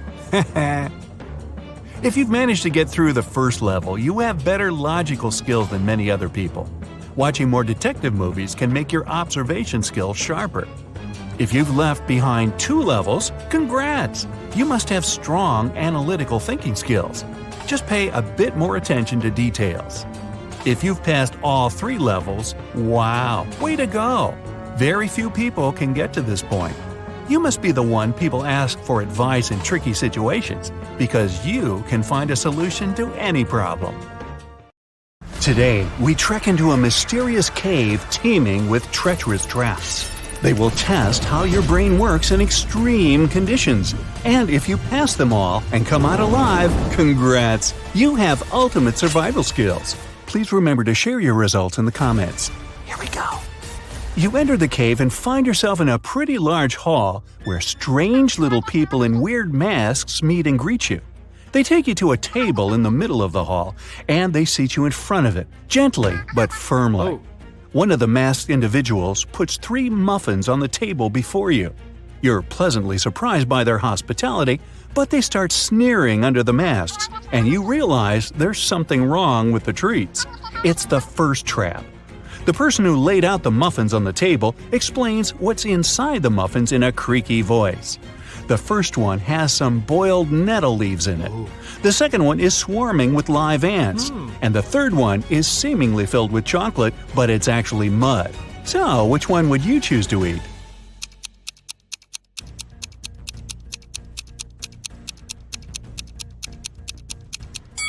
Well, live ants and mud are a no-go for sure. Even though ants might actually be edible, who knows what species they belong to? And it's also yucky, truth be told. But surprisingly, boiled nettle leaves are a-okay to eat, despite nettle being a plant that burns your skin upon touch. It only does so when it's fresh. Boiled leaves lose their burning quality, and nettle soup is an actual dish in many cultures, so we settle for the nettles. You've happily wolfed down the nettle muffin, quite yummy by the way, and the little masked people let you through to the next chamber.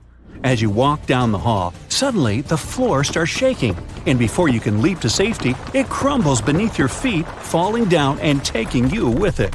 You hit the floor, rise to your feet, and when the dust settles, you see you've ended up in a room with 3 doors.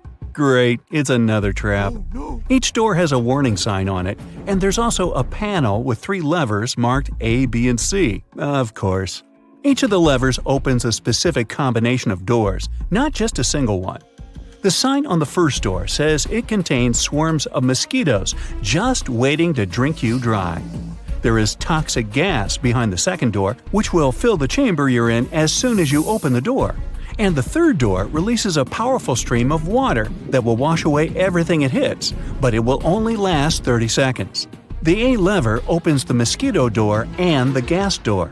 Lever B will open the gas door and the water door.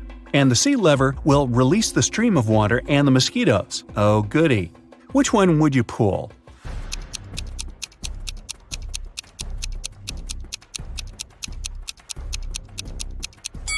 If you chose the C lever, you're either fortunate or have outstanding survival instincts. This combination will get you out of the trap. 30 seconds of a mighty torrent are just enough to get rid of any swarm of mosquitoes. The water and gas combo would do nothing useful, as the gas would not be washed away. And as for gas plus mosquitoes, well, you might get rid of the insects, but it wouldn't save you from the gas either.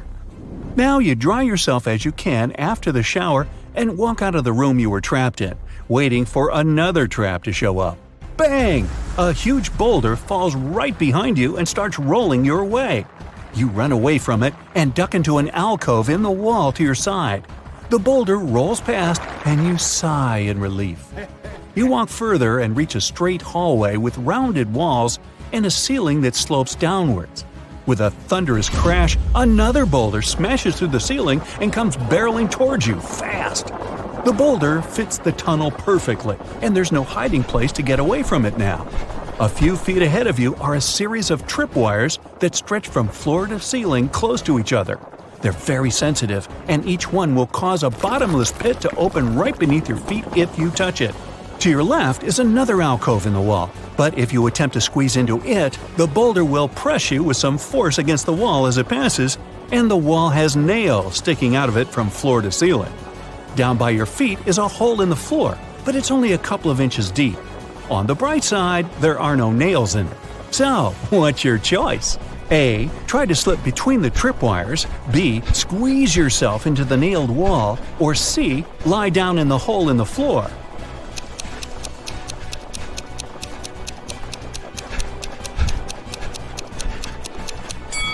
Even if you're skinny enough to gingerly slip past the tripwires without touching them, it requires some time to do so, and you don't have that luxury. The boulder is rolling right behind you, remember? Also, there's a very high risk of activating the wires and getting flung into the abyss. The hole in the floor looks like the safest option, but it's only a couple of inches deep. Unless you're just a couple of inches thick yourself, you have every chance of becoming so, thanks to the boulder behind your back. In fact, the alcove in the wall with the nails in it is your only chance of survival. Remember yogis and magicians who can sit on a bed of nails without any harm? They can do that because the principles of pressure work in this case. Pressure is force divided by area. The larger the area, the less the force, and vice versa. So, even if you're pressed against the nails in the wall pretty hard, they won't even break your skin because the surface area of your body is large enough to prevent that. Whew! You take a deep breath after the boulder rolls past you and go down the passage to find yourself in the next chamber. The first thing you see is a door with a large lock at the other end of the room and a timer right above it. It shows 60 minutes, and the countdown starts as soon as you enter the chamber. There, you notice 3 large transparent jars on the right-hand wall. Each of them contains a key, which seems to fit the lock on the door. But there's an unpleasant surprise in each of the jars, too. The first jar has venomous snakes inside. The second one is full of acid, and the third one is filled with boiling hot water. You have nothing to use to get the keys out of the jar but your own hands, and the timer goes on ticking. Which jar should you choose?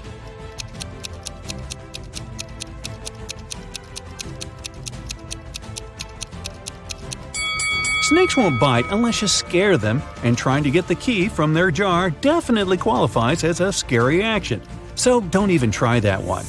Acid isn't an excellent choice either, obviously. The timer is actually a hint. Hot water cools down with time, and an hour is more than enough for it to become lukewarm. Just wait until it's cool enough to be bearable and get that key. You happily open the door and find yourself in an open sunny glade somewhere deep in the unknown woods. You've made it out, but how do you get back home? In the sky, you see a helicopter flying by. It seems they don't see you. The chopper almost flies away, and you need to do something quick to make the pilot notice you. In the grass in front of you, there's a box of matches, a pile of large twigs, and a pocket mirror. What should you do?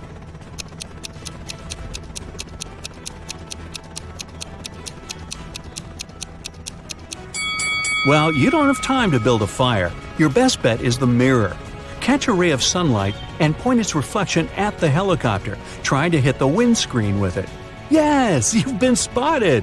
The pilot brings the chopper down, and you've successfully escaped the treacherous cave. Okay, fess up. What's your result? Well, you're a private detective. You work in a city inhabited by people and magical creatures. You're going to have a rough night. The full moon is coming. It's the time when people and monsters go crazy. Like any detective, you write down your guesses in a diary so that you can summarize the results later. It's afternoon now. You're sitting in your office. Lightning strikes in the sky and someone knocks on the door at the same time. A pale woman enters the room and asks for help. You notice a bracelet on her arm. Her zombie brother is accused of stealing some jewelry, but she's sure he is not guilty. She asks you to prove it. You arrive at the store. On a broken display case where the jewelry used to be, you notice fingerprints. There are 3 suspects: a werewolf, an elf, and a zombie. Which of them is the thief?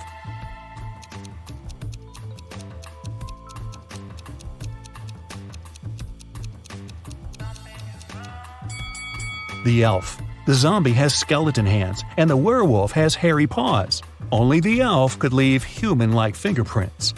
You drive through the streets and see a group of suspicious people standing by the riverbank. You stop and get out of the car. The people notice you and sprint in the opposite direction. You run after them on the sand along the water, but can't catch up. You look around but don't see anyone. Then you figure out it was your hallucination triggered by long sleepless nights. How did you figure that out?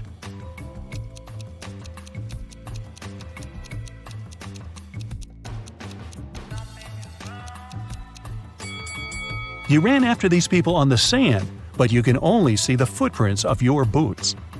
You're walking back to the car and hear some screams coming from the water. A woman is calling for help. You run into the river and swim toward the drowning woman. But when you approach her, you see 3 people. They're all screaming, but only one of them is a real human and needs help. The rest are mermaids who want to lure you to their kingdom. How can you find out who the real woman is?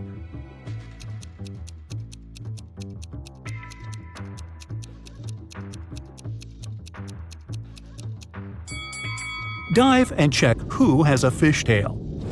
You save the woman and go to the car. It starts raining. You don't want to catch a cold, so you decide to change your clothes in your apartment. But suddenly, you hear someone scream for help outside. You run out of the apartment and forget to lock the door. A woman is crying in the street. She's standing near the road. In the distance, you can see a car leaving at high speed. The woman says her new car has just been stolen. You get into your vehicle and start chasing the criminal. The suspect gets out of the car and runs toward an abandoned house. He climbs over the fence and disappears inside. You go there after him. In a small hall, 5 zombies are walking in different directions. But zombies don't drive cars. One of them is the thief pretending to be a zombie. Who is it exactly?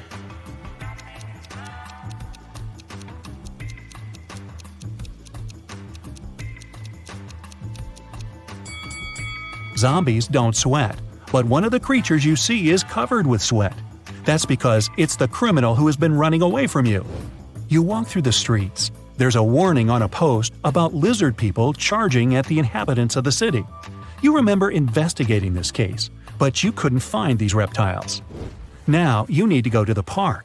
For several days, a large werewolf has been scaring the residents there. You know that the werewolf has a wife, and she is the only person who can calm the monster down and help him return to his human form. You have found 3 girls. Each of them might be the werewolf's wife you're looking for. You ask his wife to approach him, but none of the girls admits she's the one you need. So you have to make your own choice.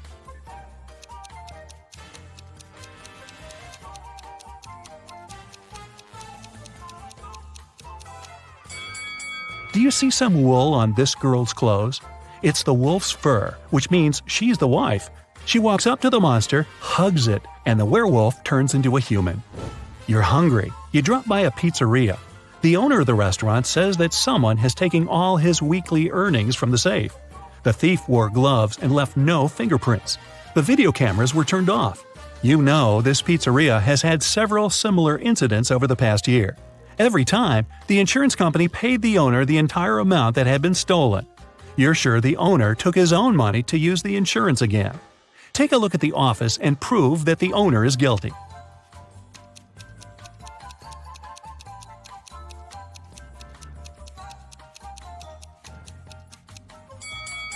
Look at the air vent. Behind the grated hatch, you can see the bundles of the stolen money you've been looking for. There's a long night ahead, and you're feeling sleepy.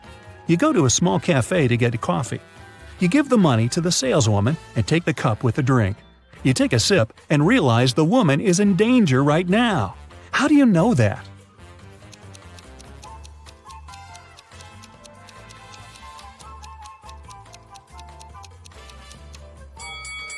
"Help me" is written on the cup she's just given you.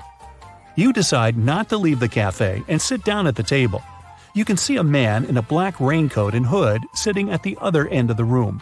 The girl behind the cash register is looking at him wearily. You look at this visitor for a few seconds and realize he's a vampire. What makes you think that?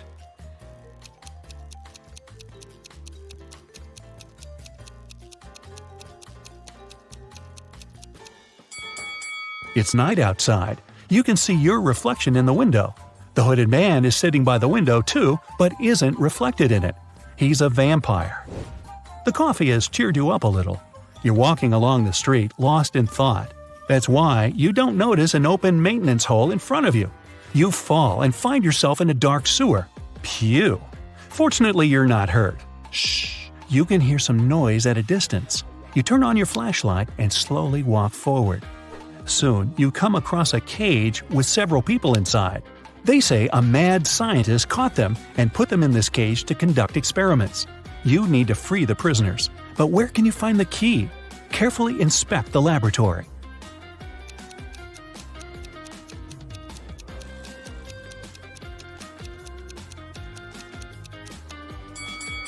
One of the jars with chemicals standing on the shelf has a key inside. You take it out and are about to open the cage, but the scientist returns. He tells you not to do this. The people inside are actually mutant lizards. The scientist admits that he accidentally turned regular crocodiles into humans. The scientist managed to catch these monsters and put them in this cage. He's going to turn them back into reptiles and let them go. The prisoners say they are humans, and the scientist lies. Who do you believe?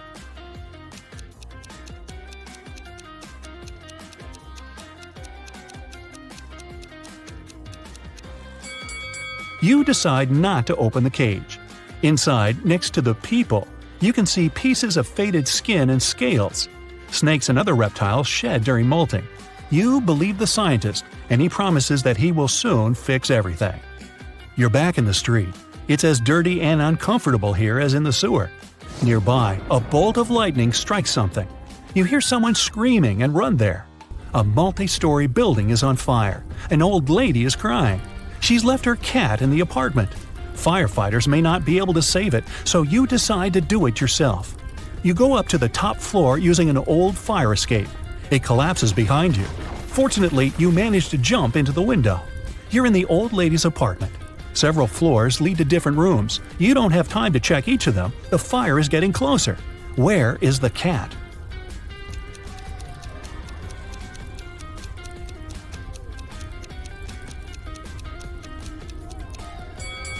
That door is scratched at the bottom. Those are claw marks. The cat must be there. You open the door and see a big black cougar. The fire is everywhere, and you can't go out through the main entrance. There is a window leading to the backyard and a fire escape. Where will you go?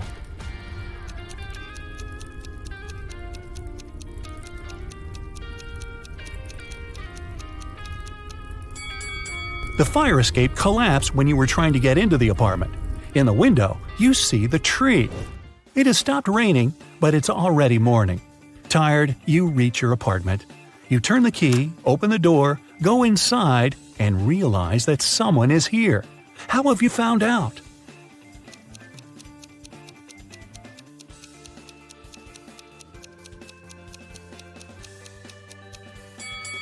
You were in a hurry and forgot to lock the apartment door while leaving. Someone got in and locked the door from the inside, and you had to use the key to open it.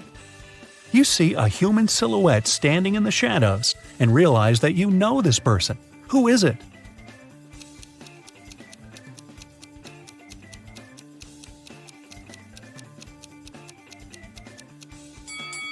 It's the woman who asked you to help her brother. She was wearing a red bracelet. The silhouette has the same accessory. I came here to thank you in person. The door was open, but you weren't at home, the woman says. She asks, how many puzzles have you solved tonight? You realize it's time to look at what you've got. 0 to 3 points. It's too early for you to go out to patrol the streets of a dangerous city and help people. You need more experience. Practice and solve more logical puzzles. 4 to 8 points. Not bad. You've solved more than half of your cases. The city is grateful for that. 9 to 11 points. You're one of the best detectives in this city. Every day you help people, but you feel that you can do better. 12 to 14 points. The sirens of police cars, screams, suspicious faces in dark alleys. You can't live without it, and the city can't live without you. You return from a lunch break and discover that someone has stolen $30 from your bag. There are 4 suspects: Mila, Henry, Jackson, and Victoria. When you ask them about the money, Mila replies she hasn't taken it. Henry says he's pretty sure Jackson's got the money. Jackson shouts, "No way! Henry's lying!" And Victoria claims Mila's telling the truth. Only one of these people isn't lying. Who stole your money?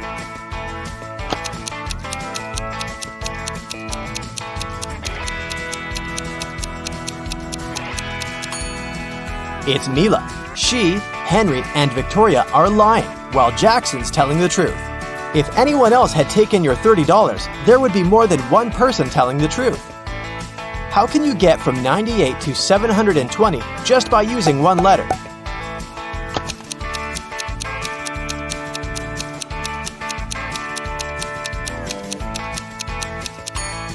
Add the letter X between 90 and 8. You'll get 90 times 8 equals 720. The owner of the restaurant, Vegan Paradise, called the police. He was in a panic. "Someone has attacked our chef! He was taken to a hospital several minutes ago. Our rivals must have sent someone to ruin my business!" When the police officers came to the restaurant, they learned that 3 people had been in the staff area during the accident. The first cook was cutting onions when the chef was hurt. He told the police his vision had been blurred because of the tears and he hadn't seen anything. The second cook was peeling shrimp when the accident happened. He said he'd been listening to music through his earphones and he hadn't heard anything. The third person, a waitress, claimed she had been serving lemonade outside. Who's lying?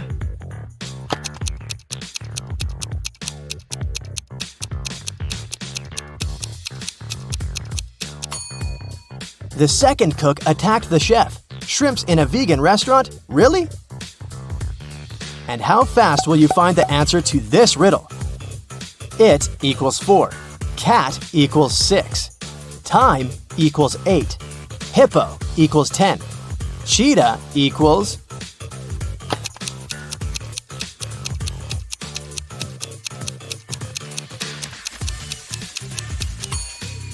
The answer is 14. Each letter equals 2.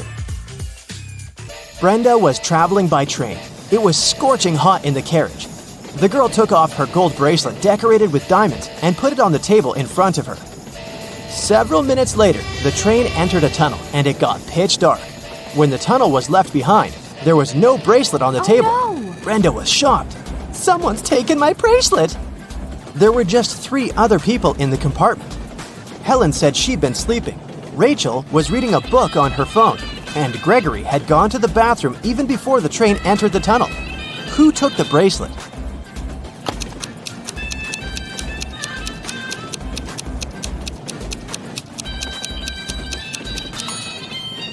It was Helen.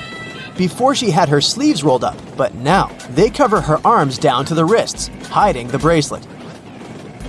What usually happens with plants in math classrooms?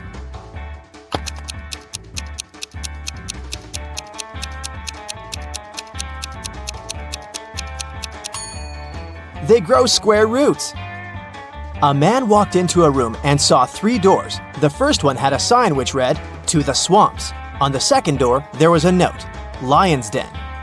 The third door didn't have any sign, but the man knew for sure where it led. How?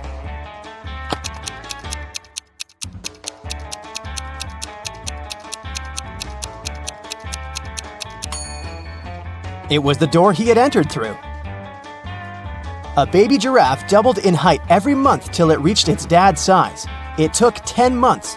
How many months did it take the baby giraffe to grow half its current height?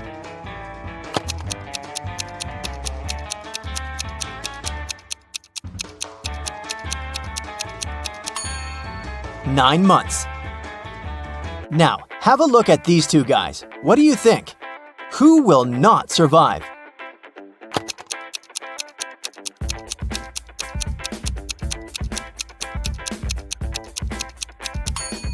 Most likely the guy on the left. His slingshot sure can cause some harm to the guy on the right, but he'll definitely survive. But should he step off the wooden board, the other guy will immediately fall into an abyss. A rich man, Mr. Thomas Green, disappeared right from his home. The detective assigned to this case found a note at the crime scene. It read, 1st of January, 4th of October, 5th of March, 3rd of June. The detective guessed that the criminal's name was hidden in the note. The suspects were Jack Green, the rich man's son and heir, June Green, the man's wife, and John Jacobson, Mr. Green's employee. The detective deduced the name of the culprit in no time. Can you do the same?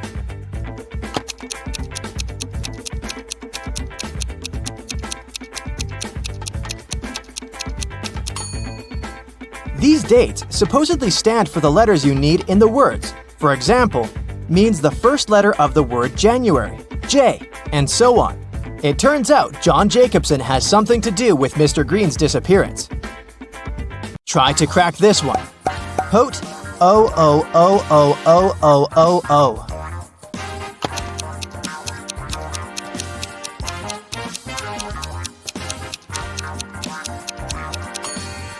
That's pote 8 O's, which is potatoes.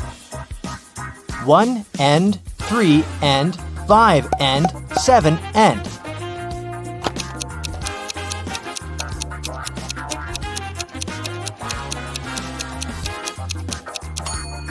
This rebus hides odds and ends. Knee-friended. What can it mean?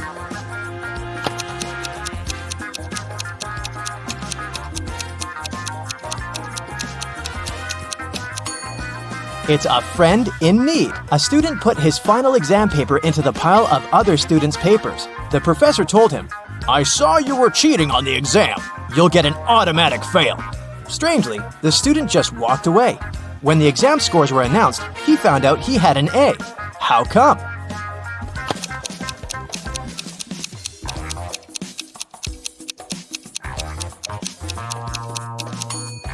The professor didn't know who the student was. That's why he graded his paper just like anyone else's. You're playing table tennis when your ball falls into a 1-foot deep narrow metal pipe sticking out of the concrete floor. How can you get the ball out of the pipe if all you have is your tennis paddle, a plastic bottle filled with water, and your shoelaces?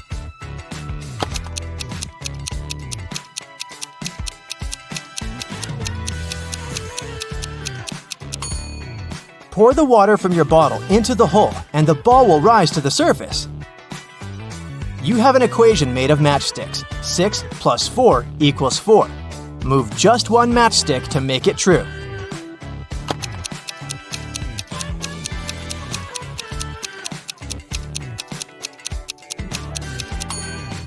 You need to take one matchstick from the plus sign and add it to the 6, so it makes 8. Then you'll have 8 minus 4 equals 4. Once, a famous young singer, Brianna, who recorded her first album only a half a year ago, was invited to perform at a concert. But when it was her turn to sing, Brianna didn't appear on the stage. She was found unconscious on the floor in her dressing room. When the police arrived, they questioned 3 other singers who had to perform that day. Camila said, "I'm new to show business, so I came up to Brianna to ask for some advice, but I didn't hit her." Scarlett exclaimed, "My younger brother is Brianna's fan. He's been listening to her for years. I've even taken her photograph from him." And Sophia told the police, I didn't even see Brianna. I was too nervous before going on stage to leave my dressing room. Who hit Brianna?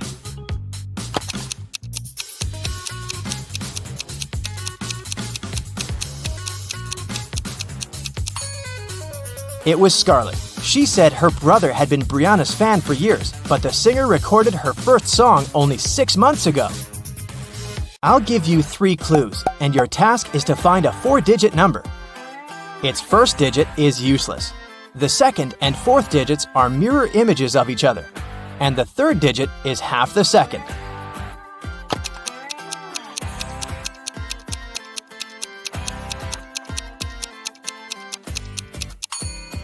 This number is 0848. 0 is the number of no use. 8s mirror each other, and 4 is half of 8. It's rarely touched but often held, and if you're smart, you'll use it well. What is it?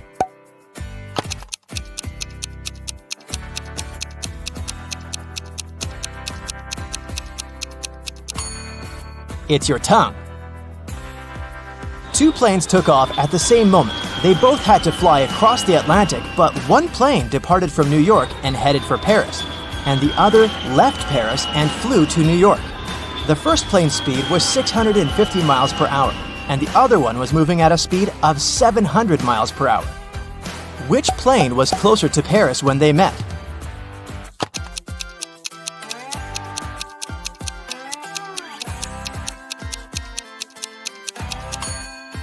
They were both the same distance from Paris since they met in the same place.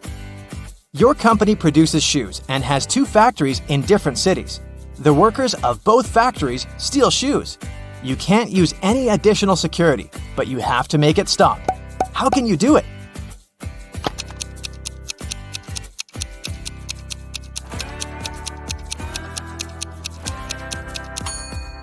One factory should start making only left shoes and the other only right ones.